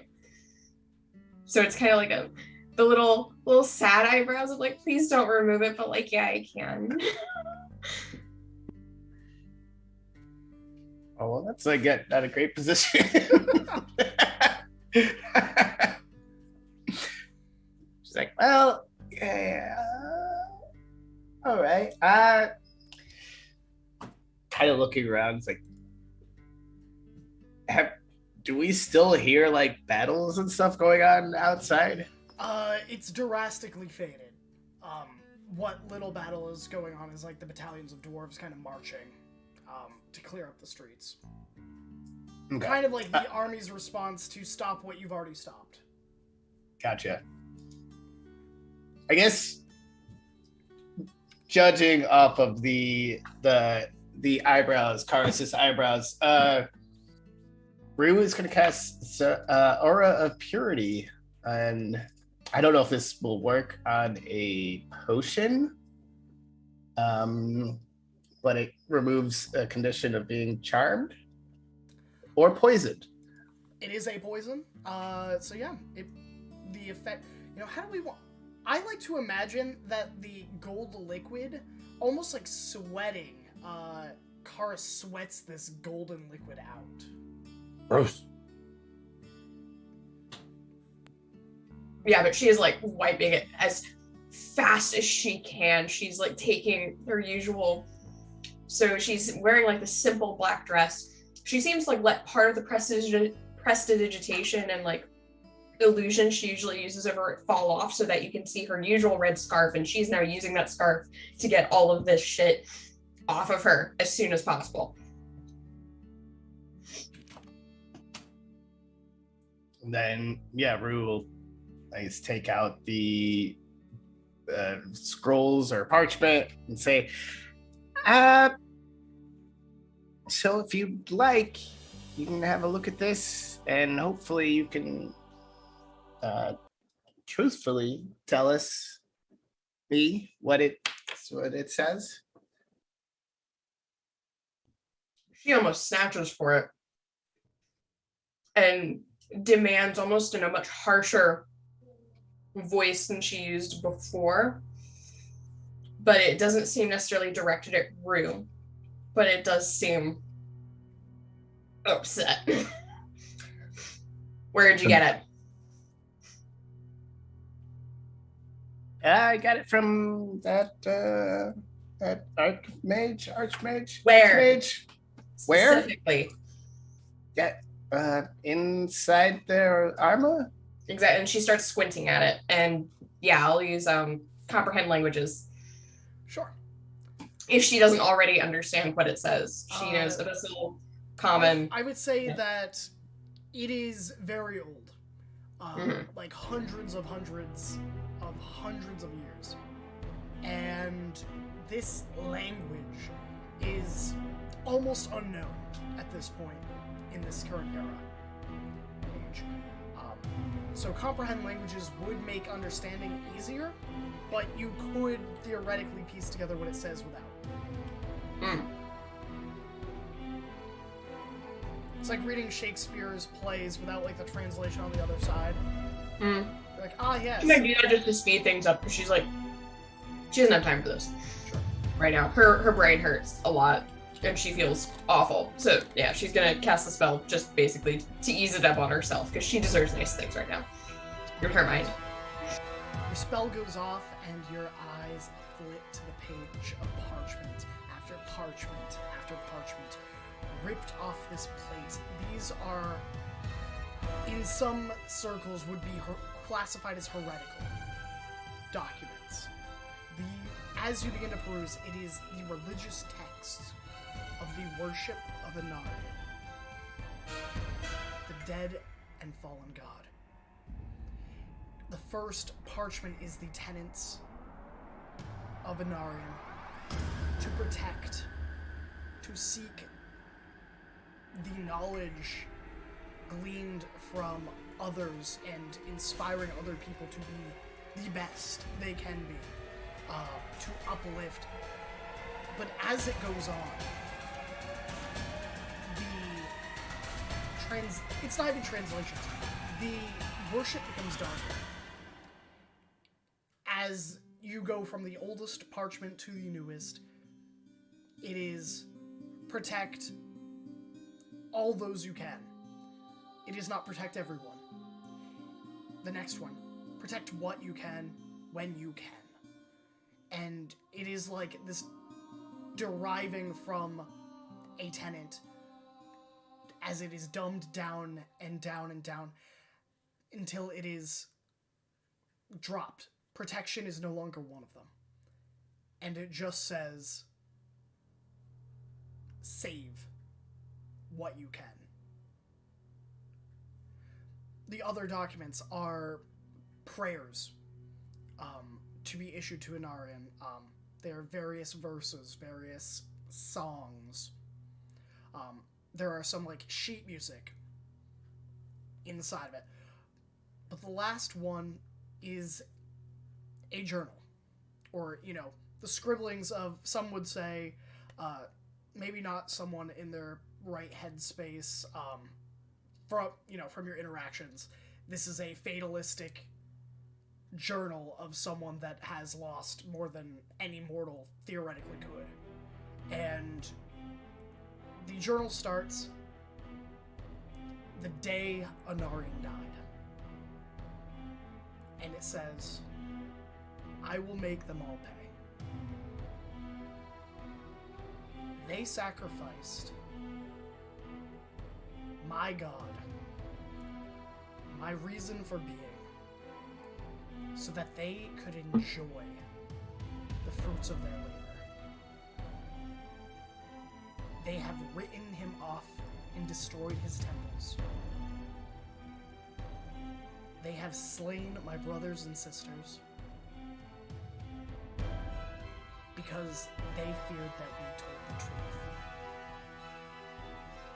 That they are playing a game that they have already lost. And I will kill them all.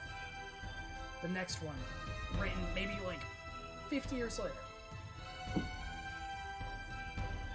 I have begun traveling the realms. Kingdoms are showing up again. I have heard that there are 2 exarchs in the West that have begun to lay claim. If only people knew who their god was, as I did, surely they wouldn't be wise to follow. The next journey. I have been to the jungle of Taldwanon. I have seen the trees begin to grow. I have seen the conflict of men and elves, of blood trees being planted within those who trespass on the borders, turning them into trees, binding their souls to the forest forevermore as penance. Is this worth protecting? The next one. I have been to Revgast. The old forests are ahum with new magic. New yet old. The ancient towers that once flitted the sky have collapsed and become rubble, as all does. Where was their magic when they could have used it to save everyone? All we are is mortar and bone. No city can stand against the enemy. What they need is a threat, not just to one, but to all. They will either unite or they will fall. But no sacrifice is too little. I will sacrifice entire nations to bring him back.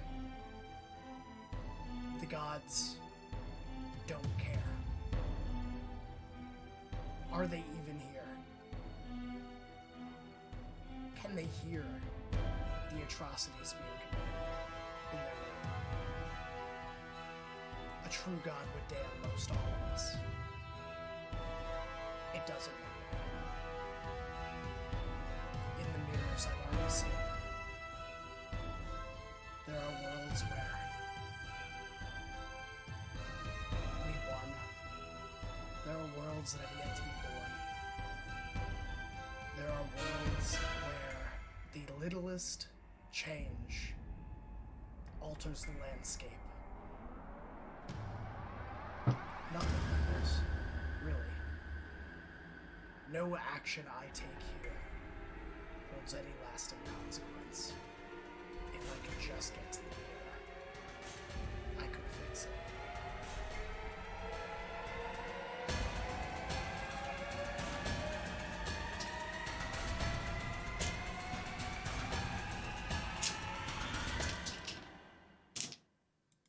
And that is the last entry. So, does it say anything of consequence, or?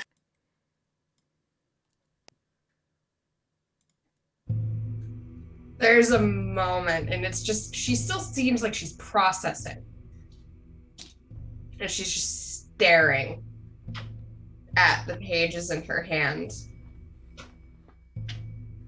Did she hear you? It's not fully clear. And yeah.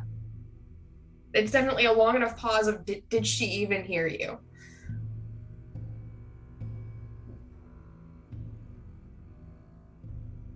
Karis, are you?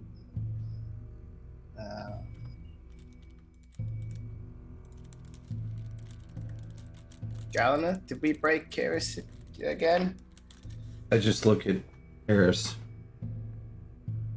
Tears streaming down my face, and I just say, I'm so sorry. And then I bend down to Magoogliet and kind of take a small. Oh no, cautious that step cat is going cautious- to attack your face. A You cautious are step getting back. clawed. You are getting bit. Does it feel like your face is burning?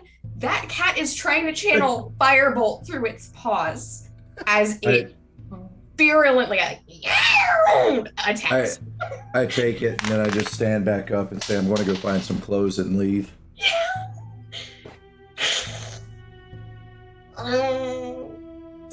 Slink. You And need there's to even a roll for warning, like, damage. hiss at you, Rue. There's like a look of, like, you wanna try? I'll get you too.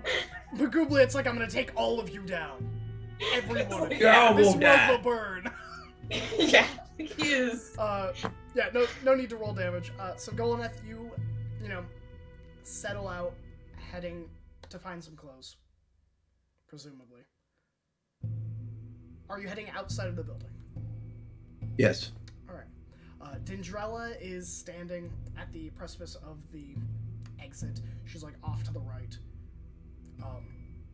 She looks at you, having not known that your armor has been burnt. Last time she saw you, you were fully clothed. You hear a, well, should I ask what happened to my wands then? No, you shouldn't. Did you leave them down there? Sure, go get them.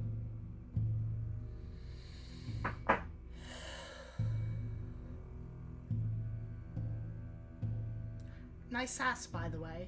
And then she turns and goes inside to go get her Hey, stuff. did you say sass? Think whatever you like, pretty boy.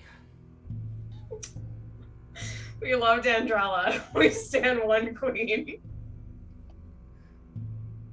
I just smack my ass and walk out.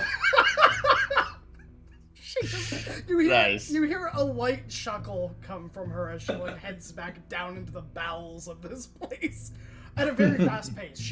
She has the sense that something bad is about to happen, so she's like, "Oh, I gotta get my stuff." Rue, Karis. Like Rue's gonna kind of like fly and get pretty like close to Karis. Yeah, Just be like, you've incurred the swipes. Like Golaneth is swiping towards your ankles and making threatening sounds. However, this does seem Golaneth to, is on like, the jerk. Oh, yeah. I know. And like yeah. She seems to jerk as you like get closer, and she seems to realize she's like, what was the question? Rue's kind of like trying to. I feel like there's definitely like a little bit of anger. I guess controlled anger. She's like, I need to know how this guy died and how he kept his powers, and if this can happen to other gods. She starts to chuckle. She starts to laugh.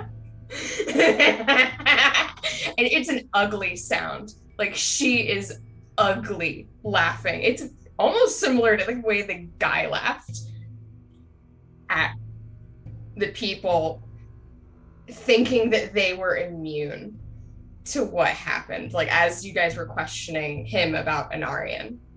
Except where he was dead about it, she seems almost a little hysterical, she's broken up about it. She is not all there. Unhinged. Again, unhinged is the word. Does not seem fully hinged. But she does seem to be like trying to rein it in. And like Sorry. No. The answer that you're looking for, it's yes. This absolutely can and will and could and maybe should. I'm not too sure on that last one. What these are the writings of his dead church. A dead god with dead rites and dead worshippers.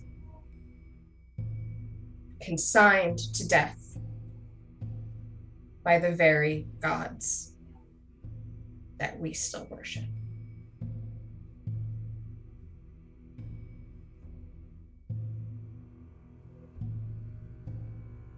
And she sort of lets the notes fall to her side. She is notably not releasing the notes. They are definitely firmly gripped, like a rictus grip on these things. And she seems just a little wasted. Like you can see that she's all there. She's there, but she looks thin, even though she hasn't actually gotten any thinner. She seems sort of weak and pale and a little pallid just looking. It's almost eerie. You'd say that she reminds you right now of the man you just killed.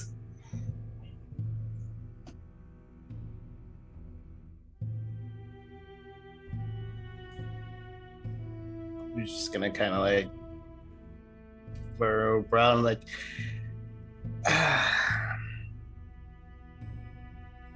I don't love that. Don't love that. And Karis is her gaze is sort of clouded, but it's off to like the middle distance. Again, her eyes are now normal. They're the golden, I couldn't even remember, golden irises and red orange sclera that they usually are, but they are definitely like sort of hazed over and just sort of like thinking as she now just looks into middle distance somewhere over Rue's shoulder. Rue's just gonna, hey, anything in there about fighting this endless, the starless ones? No. Not beyond what we already were told. That they trapped Anarion, killed Anarion to keep them back. And those chains that were made from him are breaking and broken now. They're reaping what they've sown.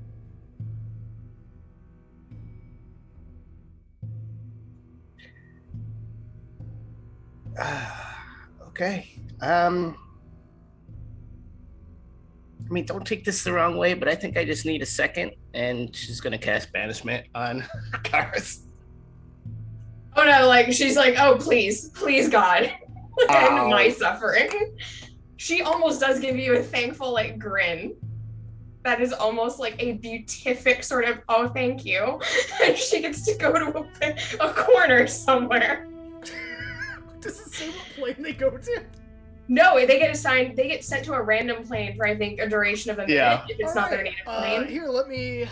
Oh god. So you get to roll for whichever plane it is. Does Magubli go to? I'm just kidding. I don't know. I think Magublet would because it's a familiar, or it would just get summoned as soon as you're off the plane of existence. Precisely. So I'll say he comes with me because he was pretty close to me. Yeah, unless Karis is from a different plane. No. If they were from a different plane, they would go home. The worst discovery to banish someone as a joke in the game, and then turn out your teammate's like, well, I'm stuck in the Feywild again. I guess this is where I live now. On plane of water. One sec. Let me pull up details on this. Astral plane. It is not the astral plane. Astral plane. Okay. Cool. Oh god. Okay. Oh no. Karis. Give it to me. I need to put some different music on now. Oh shit! Roll for initiative. I love this. Thank you, all of you. I just want to blanket that statement out here. Karis might not thank you, but I sure do. This has been incredible. 10 out of 10, more than what I expected for this episode. I love you all so much.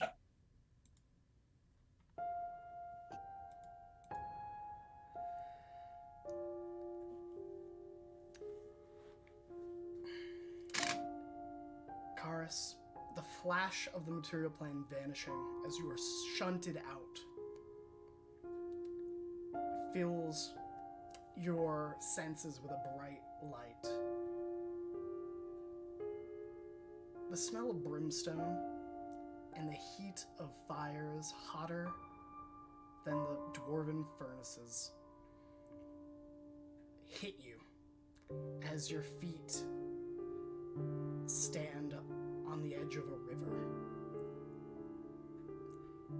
You hear the sound of paddles and of a boat moving with the gentle rush of waves on it, followed by the wails of the damned as you are on the first plane of hell, the first layer, at the river Styx.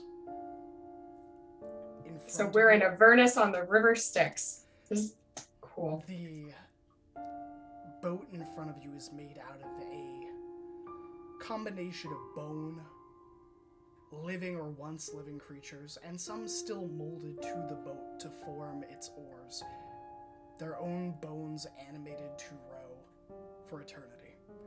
A hunched tiefling with a cane stands at the front of the boat, tapping, and they look towards you.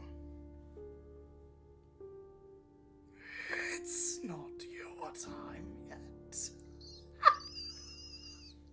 What does a mortal have to do in Avernus? It's a very, very good question.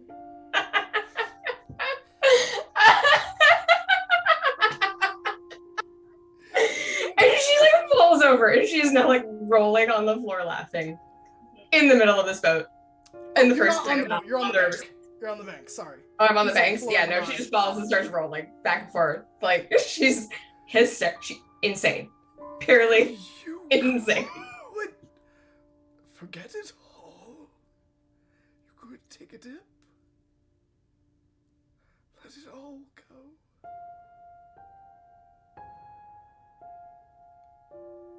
Or And if she you have looks. 2 coins She for looks me, at the water I can as she take stops it. rolling.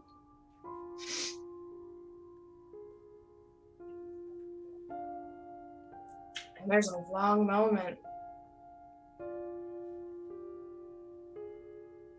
And I think, hold on, we're gonna roll a thing here because I get to choose when I roll things because That's fair. reasons. Oh wow, radical. Okay. Yeah, Kara says, fuck to that shit. She looked at it and she was like, no, fuck you. I know all the things. I want to know all the things. And instead of looking at the river anymore, she's going to look back to the papers in her hand and she's going to roll onto her back and find that paper that had the songs. The songs to Anarion. And she looks for an appropriate one.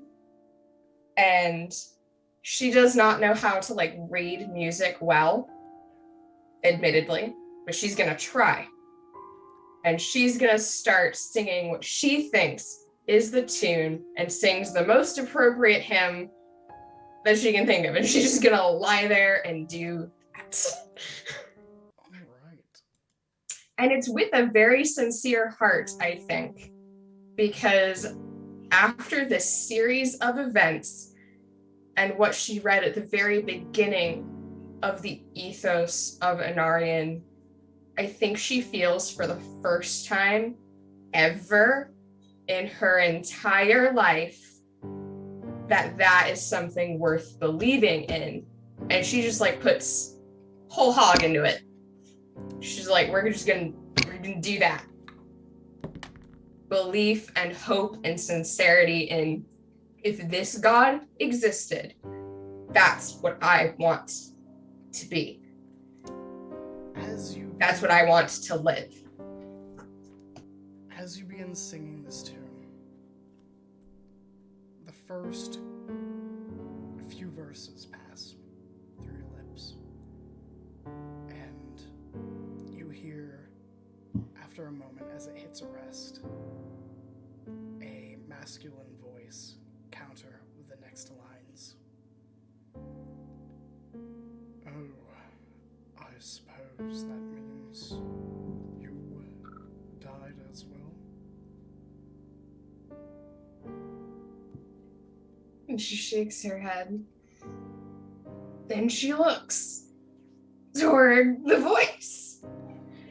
You see Anarions Exarch behind you. They are not all there. They are more like a ghost that has been put through a paper shredder and pieced back together time after time. Their very soul losing a piece every trip. There are holes in their body, and he looks at you. Oh, you're going to make a return trip then? I'm just here for a visit.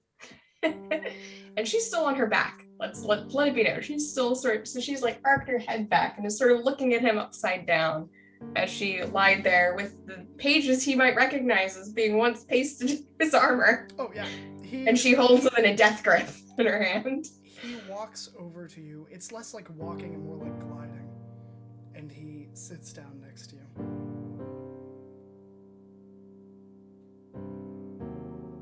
Well, I suppose it doesn't matter that you lived. But none of it really matters when it comes down to it. And she shakes her head in almost a sort of drunkenly way as she just sort of wiggles on the ground and sort of enjoys wiggling for a moment in a completely different place. And it's so warm here. She likes it when it's warm. Maybe not this warm, but warm's nice. And again, with that sort of giggle and grin, she's like, and that's where you're wrong. And she shows him the page that she was on, and she says, teach me how to sing this one right. Like with the proper tune. Like, how does this one go? Probably for the first time, you see a wisp of a smile, and behind the eyes is centuries of sadness, and for a moment you see kind of like a glint of amusement, of remembrance, and he lays the paper out and begins to sing in a voice that for centuries has practiced this tune. It is haunting. And Rue, how long are you holding it? The whole minute? Yeah, it's concentration for a minute, Okay. so yeah, they would hold it for the minute. It's a hell of a minute. And To be fair, time Bullet time minutes, yes. in Avernus, every step you take, you stub your toe. Exactly. Every Time step is a different in second. Avernus, Yeah. so it might be a minute on the material plane could actually, yes, feel like an hour in Avernus. We don't know. Timey-wimey, wibbly-wobbly, Yeah. time knife shit. He teaches you the song. And after a moment, he looks up and looks to you. I'm sure we'll meet again. She doesn't necessarily respond to that, but she continues the song, and as she sings, it is the heartfelt, like full of belief voice of a young woman, somewhere between an alto and a soprano, but she sings with her whole heart.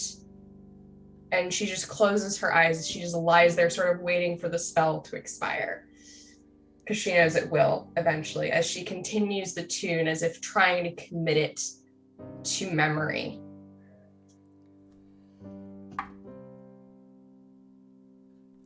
You know where Revgast is, yes? I assume I do. It's to the north. It's on the Yeah. border. Yeah. Yeah, she nods. You should search out one of the temples there. The acolytes may have been killed, but I made sure their spirits didn't. I'm sure they can teach you more songs.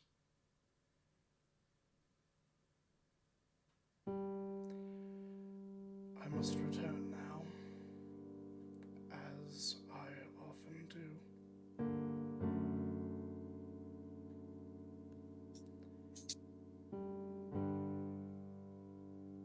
May the walk of Anarion guide your steps. And Your should turn, you Flo. find the mirrors, tread not too deep into their mercury surfaces. Many drown beneath the well of fates. Or do. I suppose it doesn't really matter. Travel well, Beldranath. And Travel well. with like a light breeze, he just drifts like smoke on the wind and is gone. And the spell ends.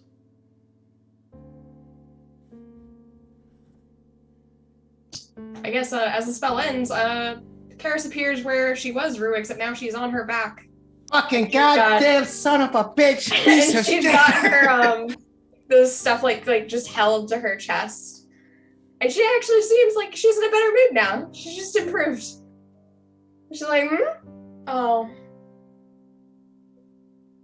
That was nice. And she's just gonna lie there. That's what makes her.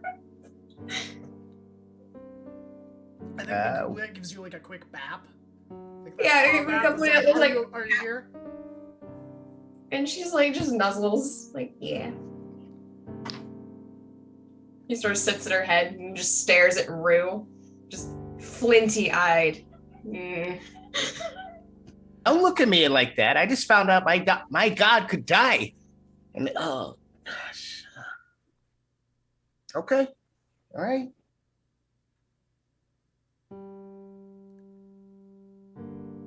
Golnath. As you begin making your way down the streets, you see the shining armor of dwarves in plate, wielding long pikes, axe, sword, and shield. The remnants of battle are all over the district. Shops are some burning, not many though. Your group saw to that. But there are some shops with their front windows bashed open with an opening that you could slip into. I try the door. The door is unlocked. I say figures. Yeah, which is lucky for you because your thieves' tools are down in the basement. Yeah.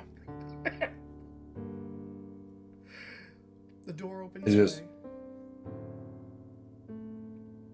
And inside is a 2-room fashion store. Yeah, a gimmicky fashion store, I think. The signs that you can read, one of which says, "Flaming cloaks. They'll catch you and anything else on fire." You see hats. They shoot fireworks. A hat for all occasions. And you see a leather jerkin that is this forest green, and a set of leather pants. It isn't marked up, but it is on a mannequin.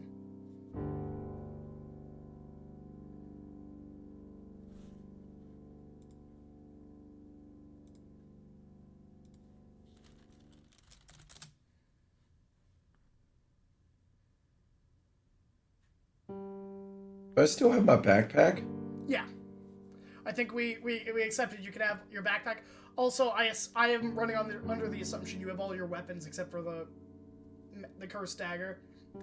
Yeah. Yeah, I disrobed the mannequin.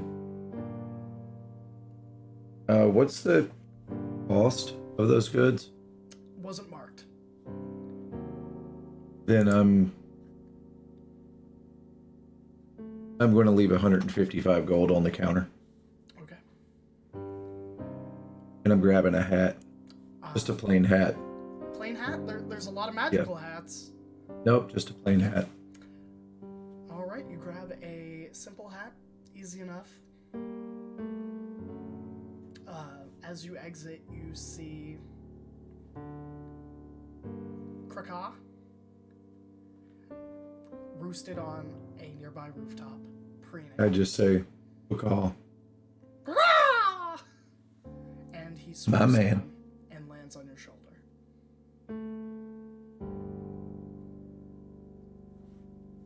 Where does Goldeneth go now? Just keep walking. Okay. But I'd like to look around for a rock or a piece of chalk or a piece of anything, or even if there's some victim on the ground, I'd like to get 3 fingers of blood, and I'd like to leave a symbol for the underground network to get in touch with me. Easy enough to do. You leave a mark with your calling card for them to find you.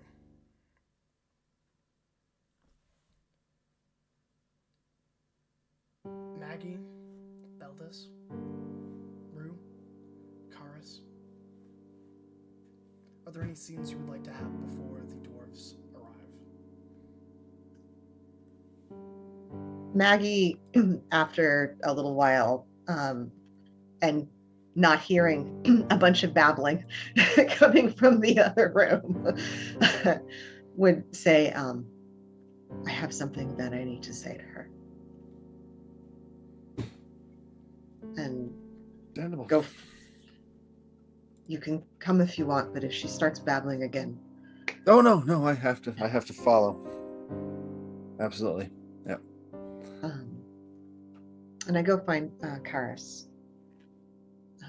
She Where- is napping, it looks like, on the floor, or at least her eyes are closed, and she is lying there, and Magubliet is at her head, and Rue is somewhere having an existential crisis, probably at the table. It's like this motion as she's like going, like, that's probably, I feel like, what Rue is doing, is she's like this. Karis is on the floor. She looks almost peaceful, you might say, as she just has her arms crossed over. It looks ominously like a dead body, except she's clearly breathing.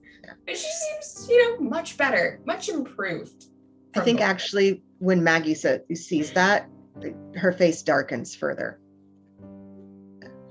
And she comes and shakes Karis awake. Hi, puppy. Sorry. She startles and opens, and her eyes are clearer as she looks up at you. Oh.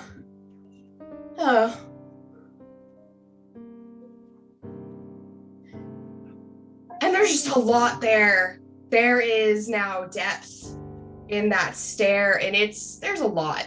It's just a lot. It's a lot. But she just leaves it at that and just seems to be sort of waiting for whatever you're going to do. Apologies for the dog whining. I have no idea what's going on. Okay, I'm so sorry. Just a second. I need to figure out why she just got put. Are you going to just sit with me? Okay, there we go. She goes to Karis and says, I need to speak with you. Stand and hear what I have to say. And she does. She brings herself to her feet and she presents herself. She's got a loose look to her limbs, as if she has dragged herself up just by her spine. But she seems to be standing probably under pure power of will at this point, and she levels you head on. Not a flinch. And there's a pause while I let my dog out. Sorry. In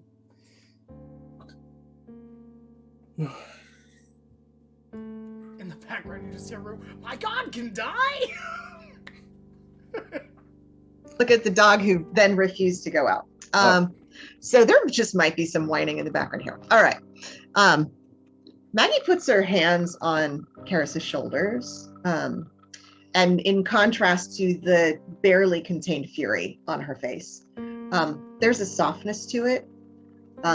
Sort of the expression that she has softens as well when she puts her hands on her shoulders, and it's kind of the expression that a parent would give when a child has done something unimaginably bad. Just that sense of disappointment that is more cutting than fury.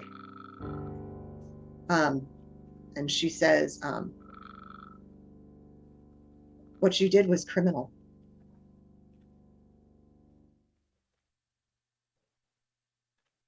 Don't smile at me about it. She's not. I am. She is not. She's just sort of leveling with you, and there's just an understanding in her eyes. She does not refute it. She doesn't say a word. It's just a dead, level set face and stare, like a soldier facing something. But there is just that understanding in her eyes of nope, yeah, you're right. Is the nation whose people you sacrificed still in existence? I take a moment to think about that. Is it? You're muted. I unmuted myself on one. I had one more to go.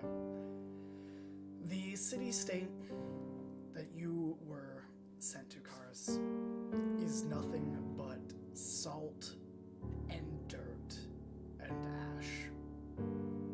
Do I know anything about any refugees that might have fled further, I guess? As far as you're aware, there's no such thing as refugees when the Assyrian Empire makes a move like this. Yeah, okay, cool. No witnesses. It is wizards blocking the city on all sides with walls. Oh, yeah. Okay. Mm-hmm.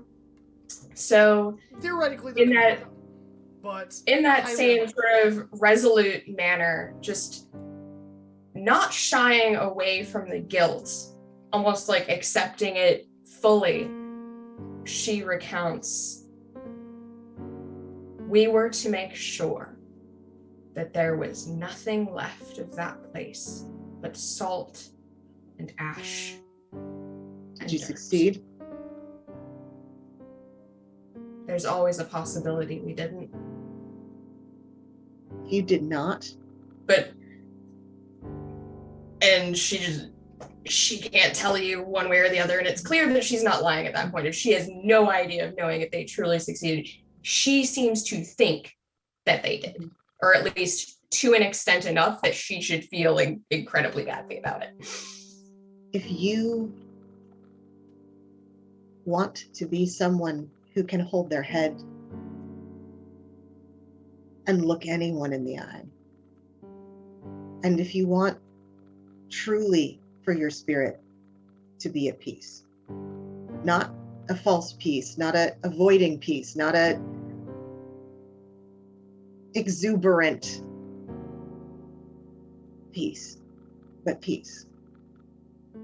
You must find someone who survived and submit yourself to their justice.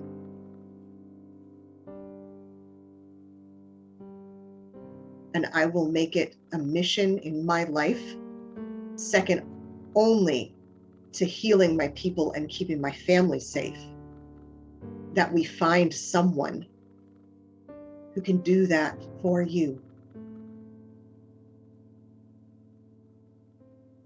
She smiles slightly at that. More of a sort of, it's amazing that you could feel that I could deserve peace like that. That's nice of you, Maggie, is the reading, at least, on her features. A sort of gentle, like a thankfulness for that. But there's also a resolution there that says that my soul should not know peace.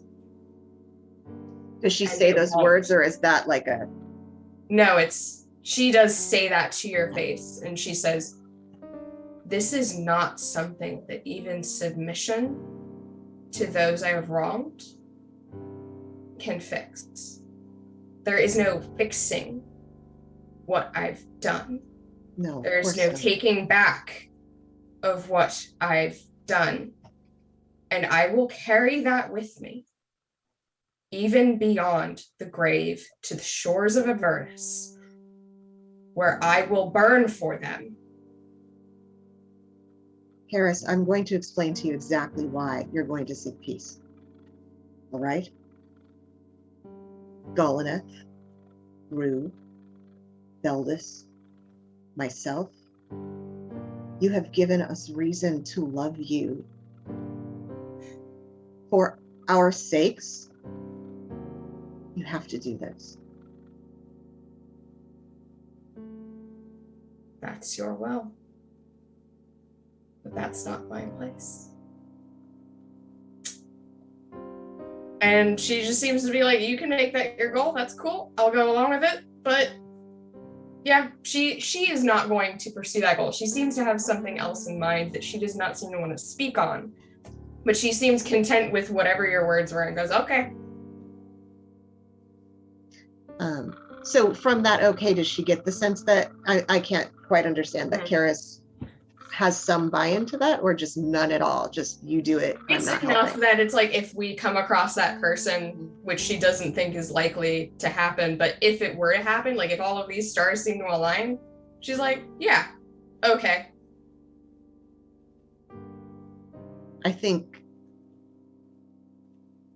Maggie gets very impassive, which I don't think anyone's ever seen Maggie really impassive, and walks out.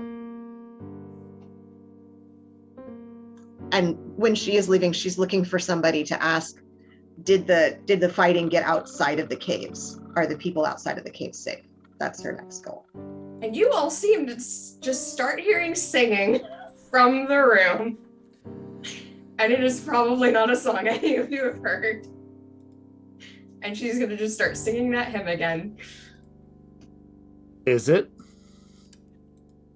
Beldis, roll me a history check. DC is 20. I have crits. You have crits that you can't take to next season. That's true. You don't. If you don't use them, you'll lose them. Well, you know what? I think this is one of those. Beldis is going to sit there and listen very carefully on this as Karis is singing.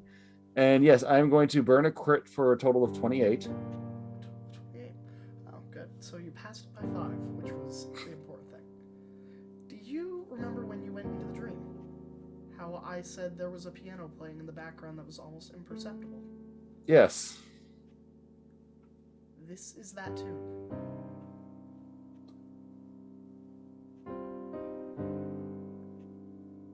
As I pick up on that, and as Karis is going, can I start humming along? Sure. Okay. Out of every living being on this planet, the two of you are probably the only two that would know this song.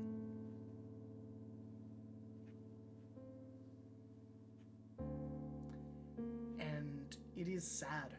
There is a divine sadness and an emptiness, despite almost being a cheerful song. Can you tell that Karis is using this for catharsis? Because you sure would, Beldus. It is not hard to tell. No. When the song's over, when did you learn this? On the banks of a river in hell. Just a few minutes ago.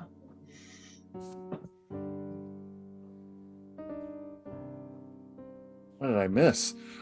Okay. I heard that in a statue's dream about a day ago. Is that... Huh. And she's just sort of like rocking in place, as like swaying forward and back as she just sings it again.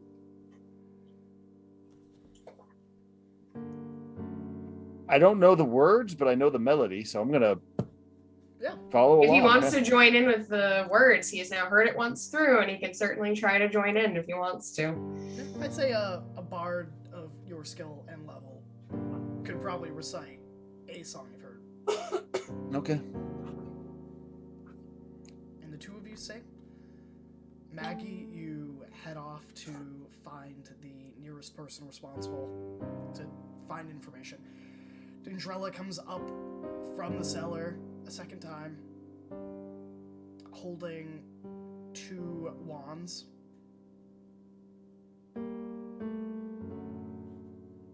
And Rue, you had a thing you'd like to do. Yeah, Rue is gonna walk over to Golnath. Golnath has left the building. and Oh yeah, raised that's his right. hands. You're gone. No one knows where Golnath is. Oh wait, then never mind. Well, Rue's gonna do something different then. Okay. Kind of in this I guess haze of realizing that their god could die, and there's this whole other thing. Thinking back on the astral plane, Rue is going to take out the cursed knife and stab herself.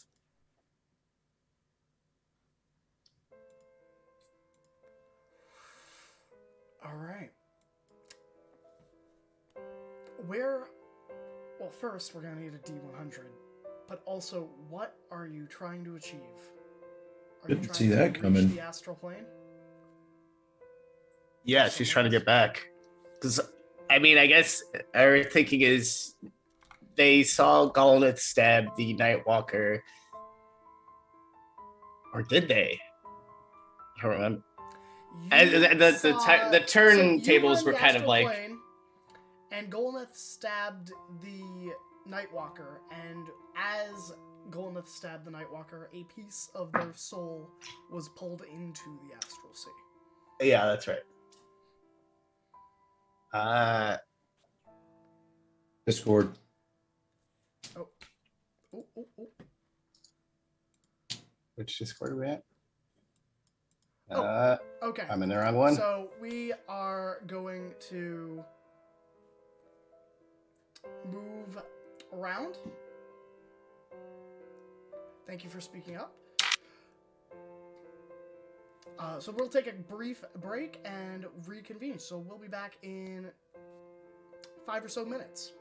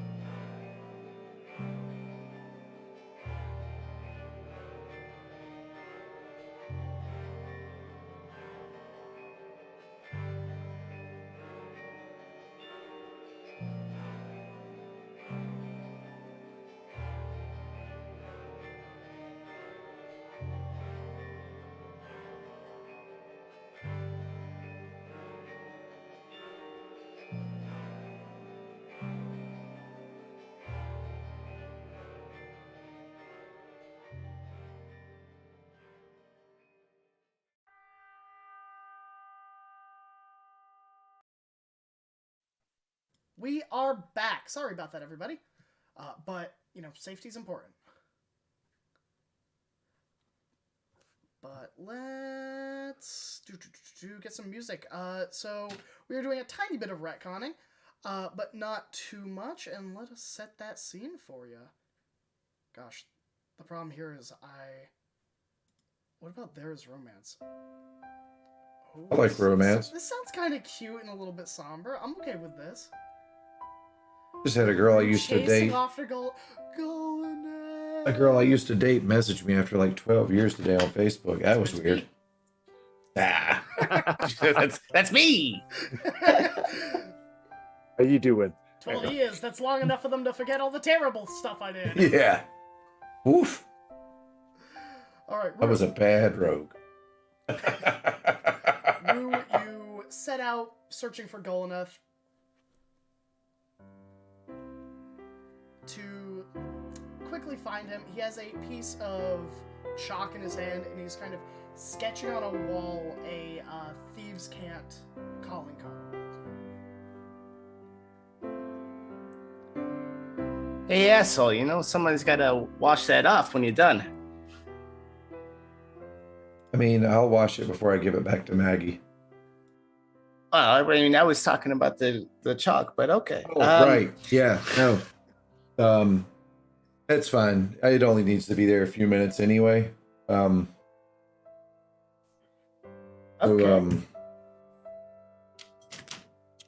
So yeah.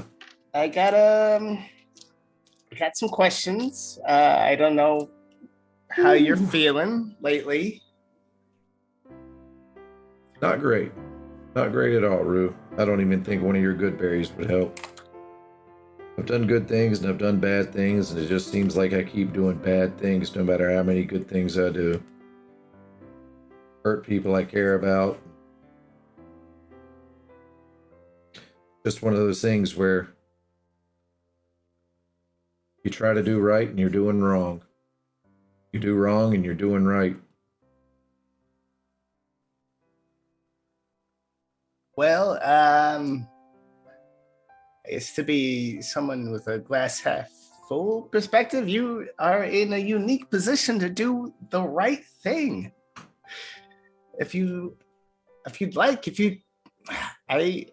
Honestly, I'm a little bit out of my range, but I think maybe we can do something to start to stop the Starless ones. Is this about vampires? No, maybe it's the same thing. It's just like a different side of the apple. I don't know if that's a saying, but I'm gonna try to coin it. Yeah, no, do it, man. It's all just a different apple. Yeah. So I don't know how much you remember, but I saw your soul in the astral plane, and long story short, I've got an idea if you trust me. Yeah, I mean, you've definitely earned my trust. I've never met a ill-intentioned cleric before. Well, I have, but that's not me. That was sarcasm. All right. Just give me a hand. Or a hand. I hand him to my black-tipped hand. Actually, I'm going to hand him mage hand. I've been practicing this. Oh, well, hey, that's pretty good. But I think I might actually need your actual hand. See, I can't even do that, right? No. But hey, your magic is tough. I hand him my hand. The one with the dandruff. I don't know what to call it. Dandruff. And Rue actually she kind of gently massages like the blackened fingertips, and they take the dagger, and kind of like one motion they cut their own leg and then stab Gollum's leg with the dagger. Well, I didn't see that coming. That makes two of us. All right. So, which one of you is holding on to the handle of the dagger? Rue's holding onto the dagger. Yeah, apparently I'm holding on to the We blade. gotta change up this music now. I was set in a really It was nice such a mood, loving scene. and now you just gone and ruined it. The real question is, what is Fakar doing? On your shoulder, just maybe maybe their Kraka is like with their beak taking some of your hair and like munching on it, spitting it out, munching on it.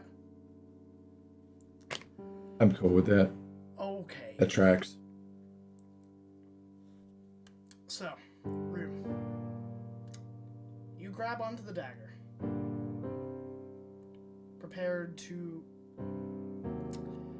injure yourself and Golometh in an attempt to go to the Astral Sea. Roll me a D100. There's too many heroic moments to do. Too many choices mechanics don't count for. It's 58. It's right in the middle. Golometh, roll me a D100. Okie dokie. Why do I always have trouble finding those? They're sneaky. I know I own It's them. really just 2D10s. That's a Yeah. 7. 7. I was about to say 700, but that's not. Hey, you know, where I went to college, that math adds up. Oh, was that ECU? Alright. Room. This has a lot of risk. Your hand curls around the blade. That blackened hilt resting cold in your hand. As you go to swipe, that red mist begins to drift off the handle. Your fingertips feel like fire. And now I need to roll something. I just look at So Rue and I thank you say, for this. I look at Rue and I just say, "Et tu, Rute?" Nice. I need you to make a wisdom saving throw. Oh, for the dumbness of that. Oh, The eyes me. of March are never far. That that is is, plus 1, 11. Not 20 for Ruski. Badass. Well, you know, at least now I don't have to roll for an alignment change. Man, imagine if Lawful Evil Rue had been in season 2. It's like... Season 2 is just all evil. Yeah, like it's it's just everyone just Everyone's evil. We had such lofty goals of having a nice campaign, and then it's just in the last 3 episodes they nosedived. I didn't see what happened. For my part in it, I do apologize. It's okay. Alright. The blade slashes yourself first. You take Oh, man. 6 necrotic damage. And you take 4 slashing damage. You feel the mist kind of enveloping your hand, trying to find a purchase under your skin. Something innately magical and very blatantly not with your best interests in mind. Tries to find purchase. You're able to kind of shrug it off using your willpower and your divinity, trying to hold it at bay as you slash yourself. And you feel where often you would feel like cold or heat or, you know, just pain, probably. You feel like a slinky that has been pulled far beyond its rungs. As a part of you leaves. Golometh, quickly, the same thing happens to you. You feel the familiar bite and that stretching sensation, much like when you stab the Nightwalker. That was 10 damage, right? Yeah. And you feel... It's hard to explain being in two places at once. Your material body stays on the plane, where a portion of your soul leaves and ventures somewhere far beyond. And now I gotta roll those. That sounded like a lot of dice.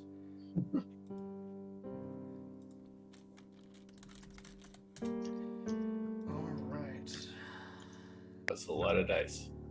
And you are both elsewhere. Now I got to change the music. Look at that. We're gonna pick up this campaign with some warmth. We're at a carnival. Oh So I say it's better not be polka. I'm in polka hell. Could you imagine? Yeah. There we go. The two of you feel yourselves pulled. Like falling down a rabbit hole. Or being enveloped after falling for miles into a canopy of trees of lush verdant greens as you land in a soft bed of loam in the middle of a bright forest. The trees there are larger than the material plane, full of growth and life. The water of a nearby stream gurgles and sings in soft, natural tones of wondrous music unheard by mankind.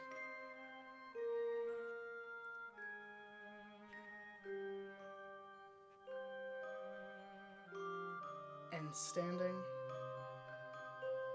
nearby is a tree with a door drawn into its side.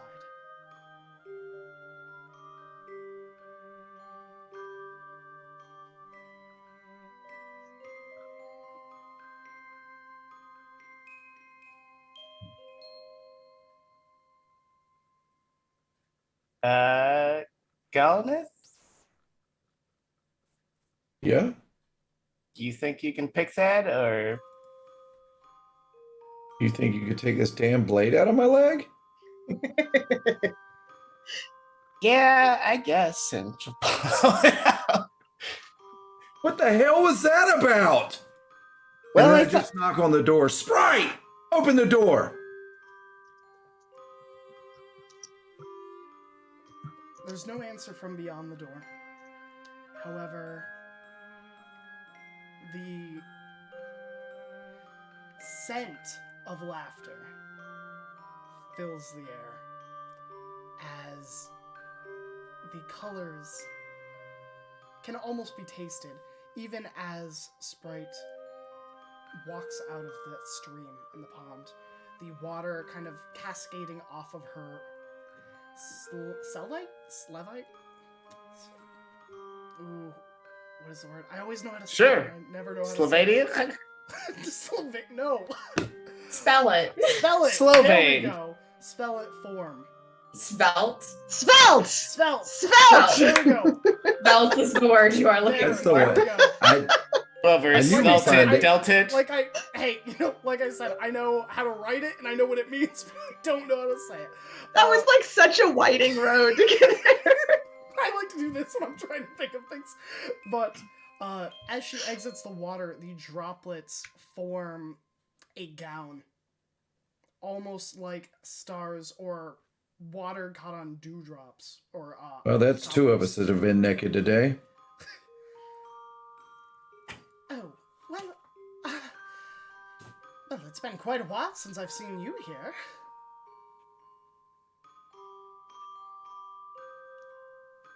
Oh, I don't even know what to say to you. well then you probably shouldn't say anything at all, huh? Yeah, you're probably right. I usually... Anyway, Rue. So what'd you stab me for? That didn't exactly feel great. And could you possibly fix this? I happen to be leaking blood on my new. Yeah. Of course. She'll do level 1 cure wounds, and it's like, where the fuck are we? I thought we would go to the astral plane and we would. Why would you want to go to the astral plane? Because of the starless ones, they have to be there. There were no stars in the whole region. Like, I'm just putting 2 and 2 together. Who the fuck is this? Does she know who this is? I'm just You like, have that's no idea right. who Yeah, Sprite who the fuck is Like, this? She's just staring at both of you like, how did you stumble into my section of the Feywild? He stabbed me with the knife I was going to give you. There was this dagger I got from the Leonids. I sent Val to get you. And when you came to see me last time, I forgot to give you the knife. And then I killed a Shadow Walker. We ended up in the astral plane. And then Rue here wanted to go back to the astral plane. And well, here we are. And there you are. And there's the knife. I'm just trying to And save. I'm bleeding. I'm trying to save my god, and your trick knife took us to the wrong place. And shut the fuck up. And she'll heal him, cure wounds. Level 1. Thank you. Well, that is quite a lot to hear you babbling. I thought the 4, only 5. babbling was the brook, but I suppose the two of you... Oh, you got jokes. You got jokes. By the way, I've ruined any chance of Cars joining. But you know what? I don't even know if I want her to join. I don't even know if I want to be a part of this shit anymore. What are we talking about? Okay, so I don't think you were there, or maybe you were. I poisoned Cars. She started babbling the truth about this and that, and it was all because this little hussy put me up to it. Rue. Hello, Rue. Yeah. Golden, you... Rue Sprite Rue. You didn't have to poison her. You could have just You asked. gave me the potion! I gave you the potion, but you chose to use it. You could have said, hello, I'm going to have casual conversations with someone and they'll divulge the information. Once again, information you could have given me days ago. I thought it was common sense. You've never accused me of having common sense. Rue, I'm sorry. You Well, were hold saying- on. That's like giving someone a bread knife and then be like, oh, And well, I expected stabbing you your to buddy tear in the the bread leg in with half it. with their hands. What? Ugh. Insufferable.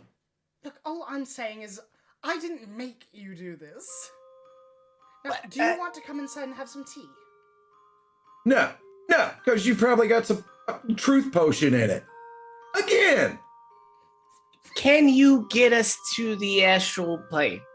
Yes, can we just go to the astral plane? I'm tired of this.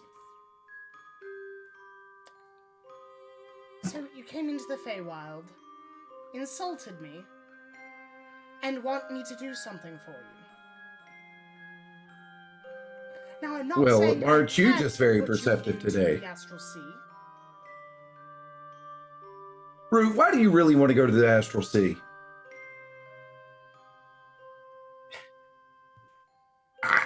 I have just learned that my god could potentially die and I will lose everything.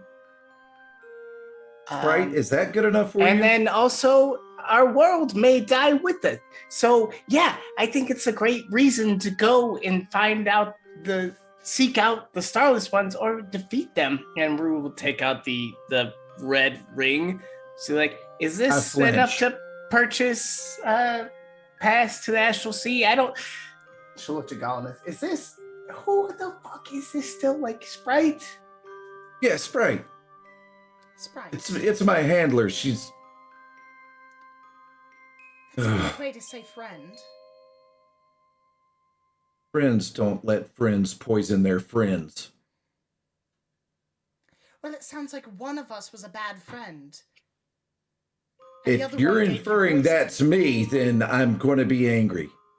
Oh, no, I am the best of friends. I've never Rue. once had your... What is the word? I've never had your worst Tenacity. interests at mind. No.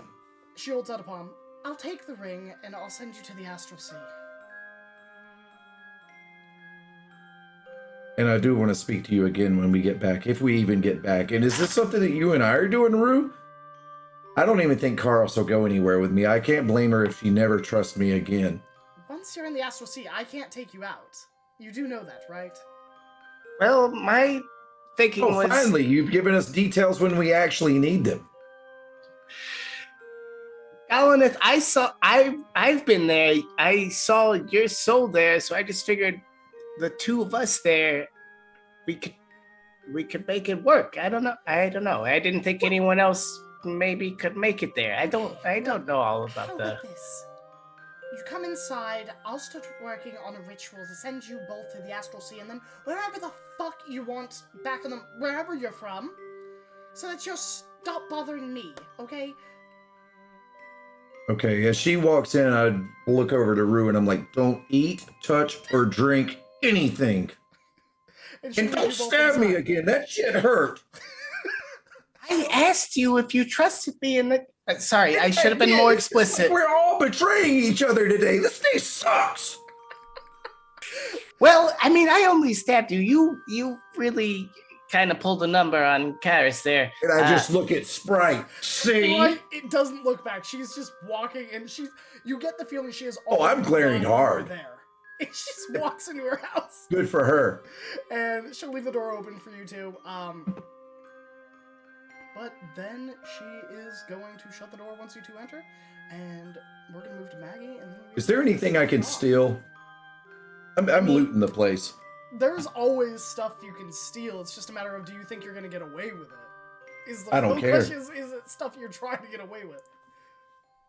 No, I'm going to be straight out obvious, but we can go ahead. Yeah, we'll go to... He's just staring her straight in the eyes as he reaches for the thing. Just grabs the mug, Exactly. into the... Yeah, I'm just like... Yeah, knocks a glass on the ground like a cat. How dare you? Pours the tea on the ground, puts the teacup in the pocket. Alright, Maggie.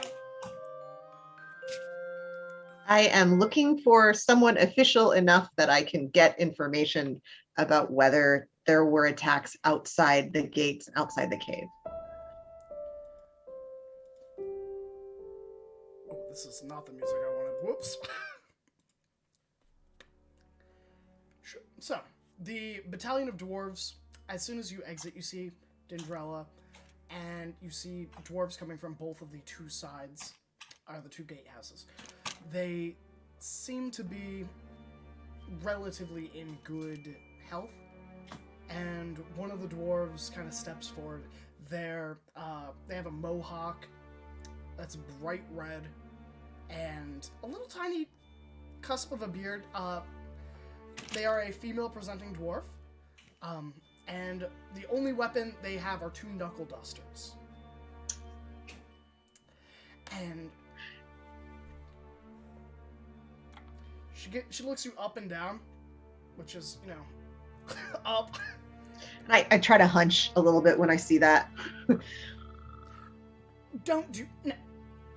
Don't. I can't... No. Are you sure? Nope, Okay, nope. sorry. Okay. I'll look up. I can do But, it. all right, okay. I promise you. Captain Beauregard of the Crystal Caverns Defense Force. Now, I ain't gonna beat around the bush. Did you do this? She motions to, the ichor coming out of... Did I make... No. Did you not see the intervention that we did at the gate? I was going to say a direction, but I, Jen, have no idea what direction it was. So the eastern gate. She pauses for a moment, turns around.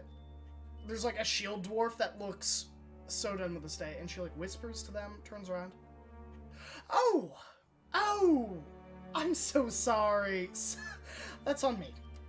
And when I say we, I actually mean one person in particular. I shouldn't really be taking credit for, but point being, we were there and part of that group and not doing this. Oh, so you have the halfling with you? Yes. Wonderful. Still alive?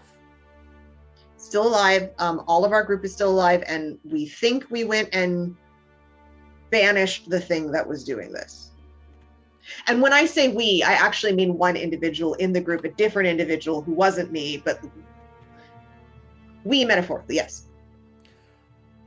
All right. I'm going to need you to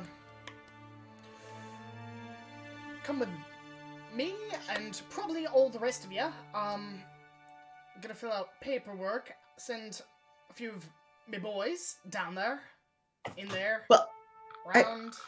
But pardon me, Captain, though, before anything, I need to know, because I have people outside of the caverns, what the extent of this attack was, if there was violence out there. Oh no. We got them locked down at the gatehouses. Only in the district. You're sure? As far as I'm certain of, we've got a battalion down in the Underdark patrolling any way out of the city. Also got some boys in the sewers. But as far as I'm certain, and you know, we've got every bit of this rock mapped, from the tunnels to the crooks to the crannies. Ain't nothing getting out. Thank you, and thank you for your hard work. Amazing keeping people safe. Thank you. I mean, I don't keep people safe generally. I generally just pummel whatever they point me at. And she motions to like all of the dwarves behind her, and she's like, they keep people safe. Well, I mean, what collectively think you and the big, like you, all of the, whatever. We're behind here in the building here. They're a little bit crazy right now, some of them, but they're fine. You can just, if we've seen a lot of stuff and people are having reactions. This way, let's just go in here. All right, lead the way. I'll send, she motions to like maybe 10 or 15 dwarves and like motions them in. She will follow right behind you. They follow behind her. Once you get inside, she sends like 2 into each room. A few of them bash down Gaggery's office door. And then the rest go down into the cellar. She stays up, kind of sticking to you. There's like one really, really upset looking dwarf that has like a piece of charcoal and like a paper, and they're like taking down a police report. They're just like, adventurers, came in here, found some stuff.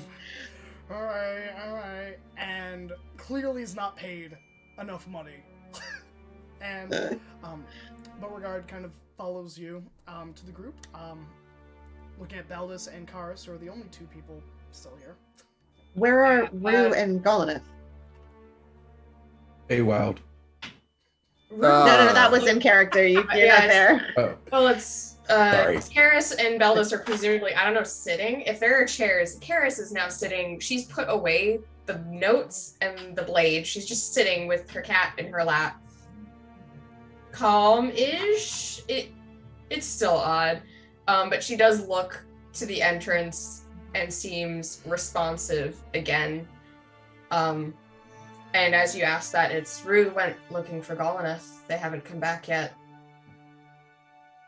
There's no eye contact. Like, Maggie's just sort of directing everything toward Beldis. Pick up on that. Yeah, Rue's looking for Golineth. Golineth went somewhere. Call out to the dwarf behind in Dwarven. What you're looking for is down those stairs. It's a mess. And try not to lose your sanity. Don't touch the ichor. And Karis's eyes, which were once up, are now just down. They're down in her lap on her cat, and she's just gonna stay in her little lane. All right, I'll tell my boys that it's a little bit messy down there.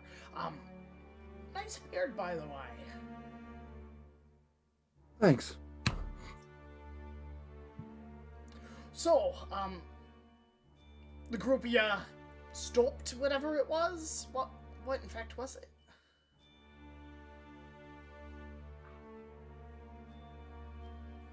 Nightwalker. Sorry, Veldis. I mean, corrupt business individual, mad cultist and necromancery,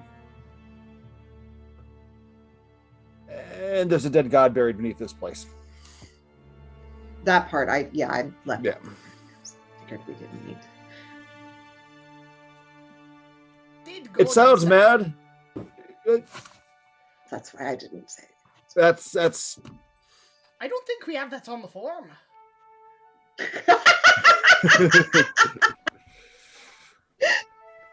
Check You know, over. it's a good question. Yep. It's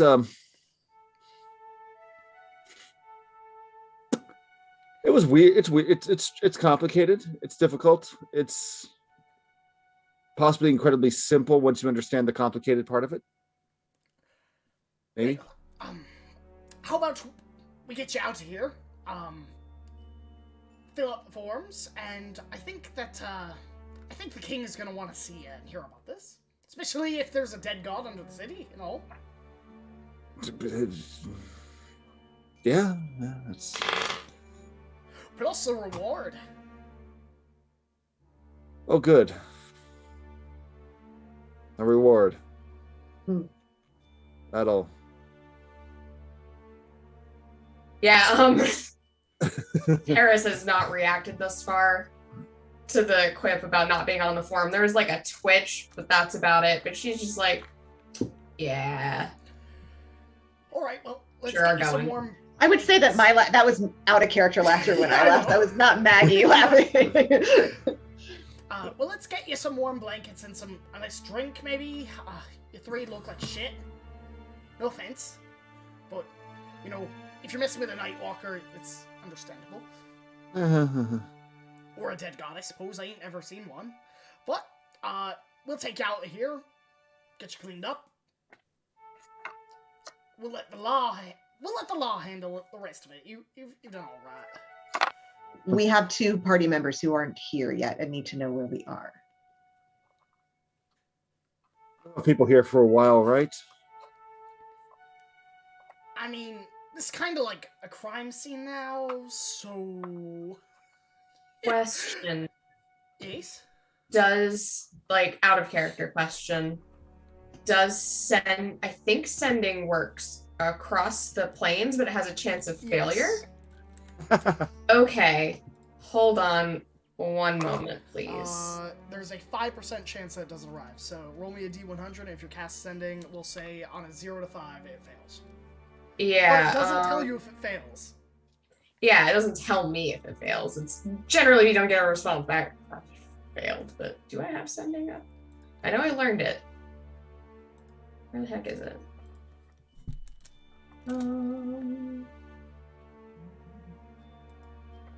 Hold on a second. I need to find it in my list. What level is sending? Third? Three. Third? Okay. Let me check. Where are you? I know, I got you. Yes, it is here, and I did memorize it. Okay, cool. So yeah, I'm gonna use 3rd level spell. Gonna cast Sending to Rue. And you hear a very casual, hey, the authorities are here. Where are you guys? Well, Rue, you do hear this. I rolled a 6. Nice. Ah, So close. So close. Incredible.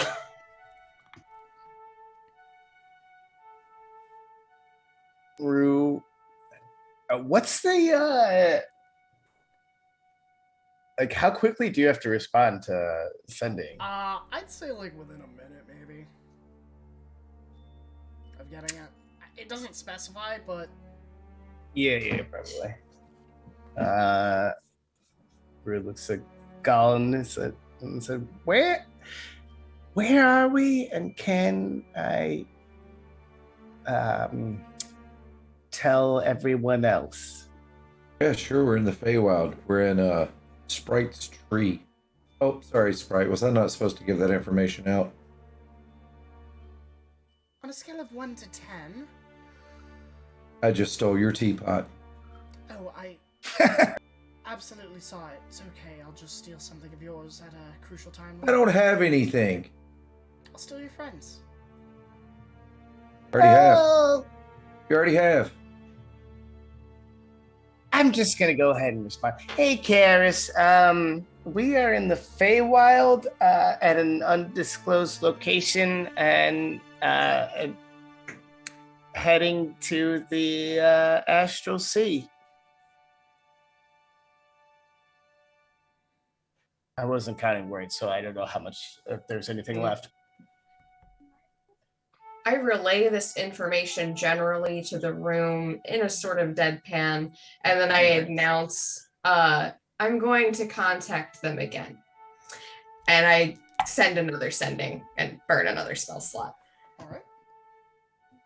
And with this one, if it goes through, it would be, do you need help getting back from either of those locations, and about how long will you be, and do we need to get you?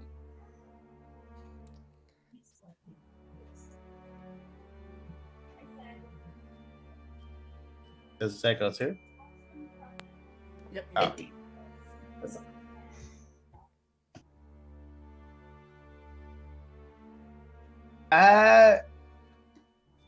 Depends if my theory is right and the starless ones are in the Astral Sea, then yes, help. There's a deep sigh a moment, and she doesn't relay whatever was said, and she goes ahead and burns her last spell slot. They aren't. I know where they are. It's not there. And then she doesn't necessarily wait for a response on that one. Hopefully it went through. But that's what she's got. Yep. So, I hate to be a bother, Goldeneth. Yeah, no bother. But just so you know, on the Feywild, time is different. You know, sometimes a minute on the material plane is 7 years here. And sometimes 7 years here is only a minute on the material plane. And neither of you are from here, so you don't really get to dictate how much time. Did she just call me a... I looked at Rue. Did she just call me a dick? I think it might have been implied. Yeah, I think so too. Okay, go ahead. I'm sorry. Well, regardless, I'm going to start working on the ritual. It might take a few weeks, but I can get you to the Astral Sea. But you just said time was weird. Yes, but I So didn't say is that like a... negligent. Is that like a few weeks, or is it like a few minutes, but it's a couple of weeks? It's going to be a couple of weeks here. I don't know how long it's going to be on the material plane. We'll have to play it by ear. So I suppose... Can you hold Oh, that? so now you've one- got ear jokes. Is it because I'm an elf? I'm... Never As mind. they hold that thought. Never mind. Rue. Go ahead, Rue. You just my favorite. Karis, where might the starless ones be? Perhaps. Fuck. Well, I guess I don't know that you burned your last spell slot, so. Well, you do get a reply. If No, that they was my- pass sending, she Yeah. Rue yeah, was yeah. using the return of Got it. hers. As that happens, Karis reluctantly relays, Rue and Golaneth have gone to the Feywild, to a sprite's tree, to have the Fey take them to the astral plane to look for the starless ones who aren't there. And I have told them as much. I'm not sure what they're going to do with the information. They don't appear to need help. You know, on any other At day, least I asked, and they said tentatively no. and in any other set of circumstances, that would seem like a very strange sentence you just said.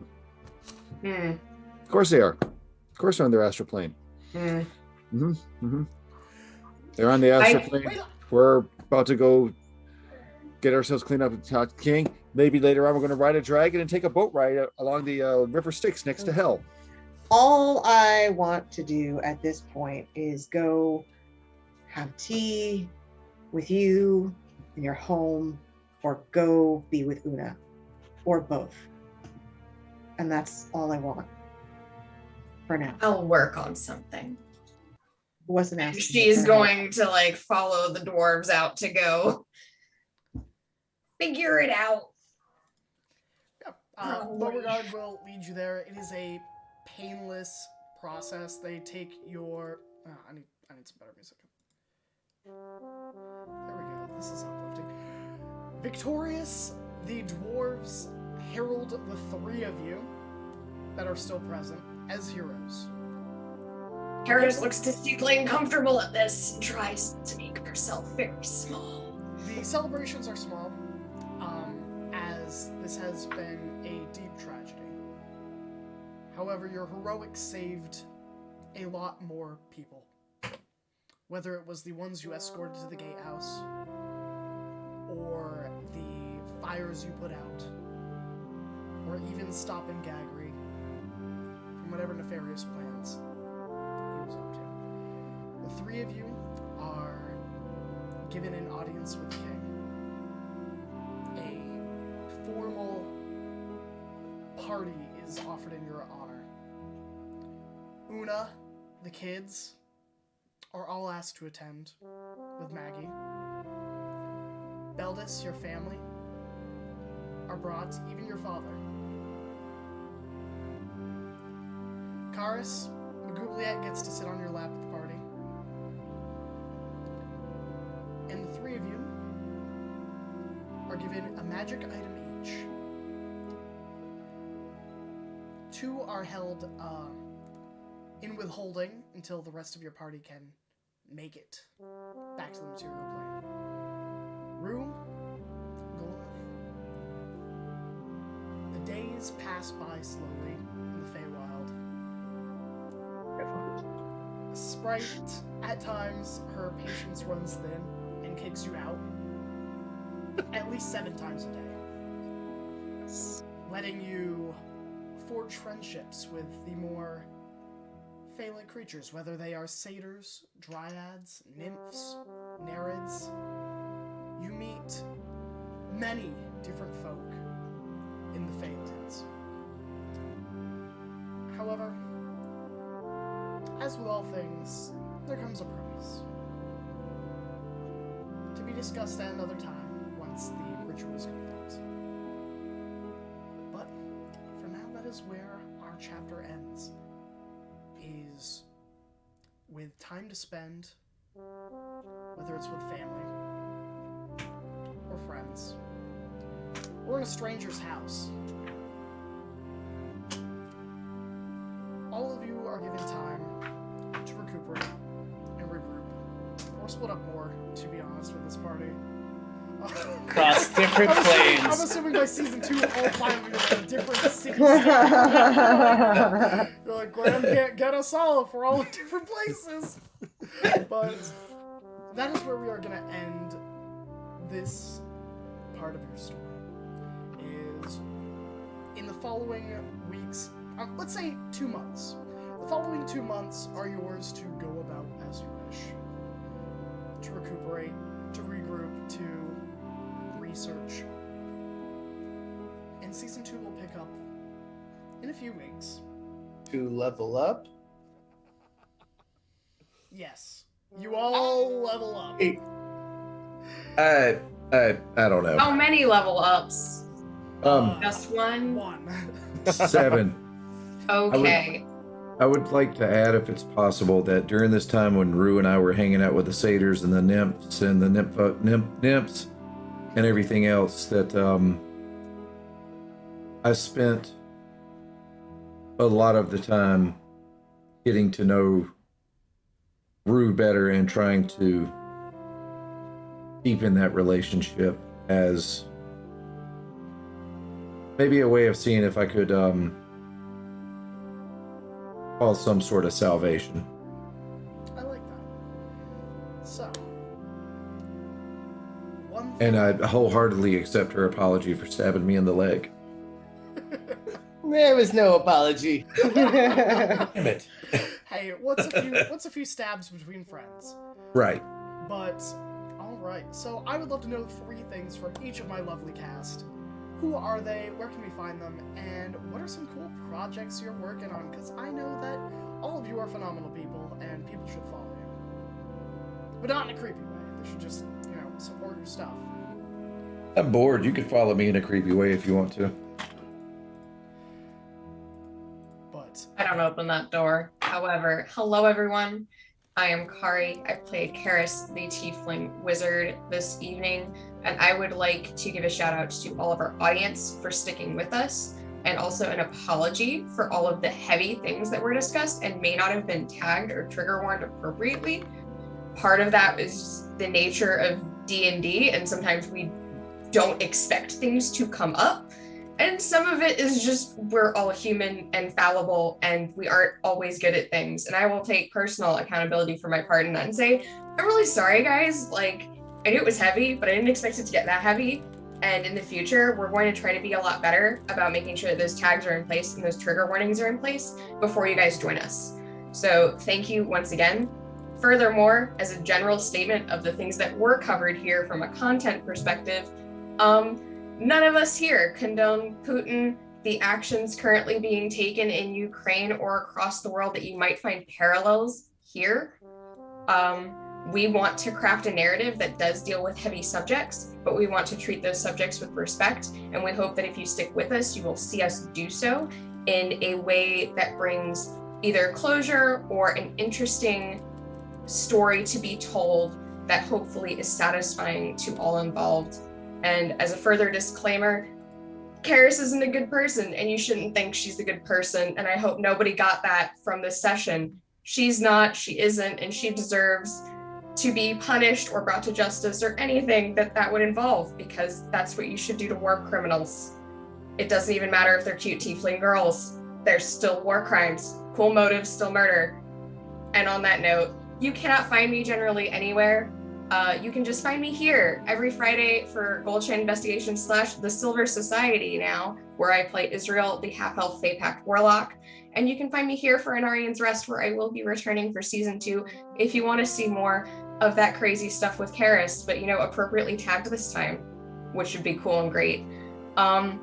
You can also find me in Guild Wars 2 down there below in the chat. My player name is there. You can get me for any kind of questions. I do all kinds of content in Guild Wars 2. I am a huge veteran. I love the game. So if you need help or you want someone to run with you or you got questions, just hit me up.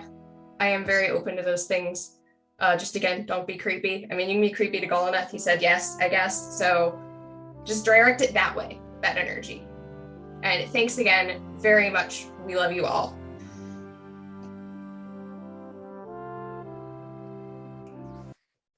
All right, I reckon I'll go then. What's up, everybody? I'm Confounded. Yeah, so I do have a whole lot of shit that I'm planning right now. If you're into photography, find out how to follow me and you can see all kinds of cool shit like this. Otherwise, there's going to be a whole lot of stuff on the YouTubes and whatnot, all surrounding photography, editing, post-processing, scouting, locations, all that stuff, and it's all to come. So once it's here, I'll be more forthright. Oh, I'm getting all choked up. I'll be more forthright with the details. I love you all, every one of you, every one of the characters, everyone in the audience, all of y'all. Thank y'all for sticking with us, and I can't wait to see where we take y'all in season 2. I'll go. I'm Jen. I play Maggie the Firbolg Druid, who will definitely be back for season 2, possibly in slightly sadder form, just a little challenged about the universe right now. Let's see. We're actually doing a fundraiser. You can find me at Quixote Jen on Twitter, but you can also find an amazing group that I'm part of, Play Cancer Away, at Play Cancer Away on Twitter. And we're going to be doing a fundraiser on April 10th for Project Hope, which is getting medical supplies to Ukrainian refugees. especially cancer patients whose treatments have been disrupted by the war. So it'll be an all-day thing, and if you follow us on Twitter, you'll get the specific times, 3 one-shots and 1 Jackbox fun thing in the evening. So come do that. Do it. And after you're done doing that thing, you can say hi to Bob, who also does stuff on Twitter. Although I'm currently in my lame cycle of social media stuff as I get prepared to operate fun spring through winter season paintball field events, because I decided I have to run a business and work full time and go to college and raise a family and pet the dog who has not left me alone for the last 45 minutes. That's a good dog. He's a good dog. Other than that, yeah, I'll be back in season 2. We'll see how it goes. Beldis might be playing Peacekeeper between Spontaneous Mage that casts Entangled, Spontaneous Mage that throws fire. But Beldis is going to be in trouble next season. I can see this right now. See how it goes. All right, hello everyone. I'm Adam. I'm playing Rue, and yeah, you'll see me here next season. I guess in the Feywild, and then after that, who knows? I don't have anything upcoming soon, so I guess when we come back from break, yeah, maybe I'll have more information. But until then, see you next time. Oh my gosh. You know, I didn't think we were going to split the party in the final episode, and you all proved me wrong yet again. Alright, let's get some music change here. If I'm going to do my sign-off, I'm going to do it in style, in a news theme. Coming to you live, this is Graham or Graham Crackers. Here at Graham Crackers, we're about making memories with friends, playing things we love, whether they're TTRPGs, MMORPGs, or RPGs. I have the wonderful delight of being your host tonight and DM.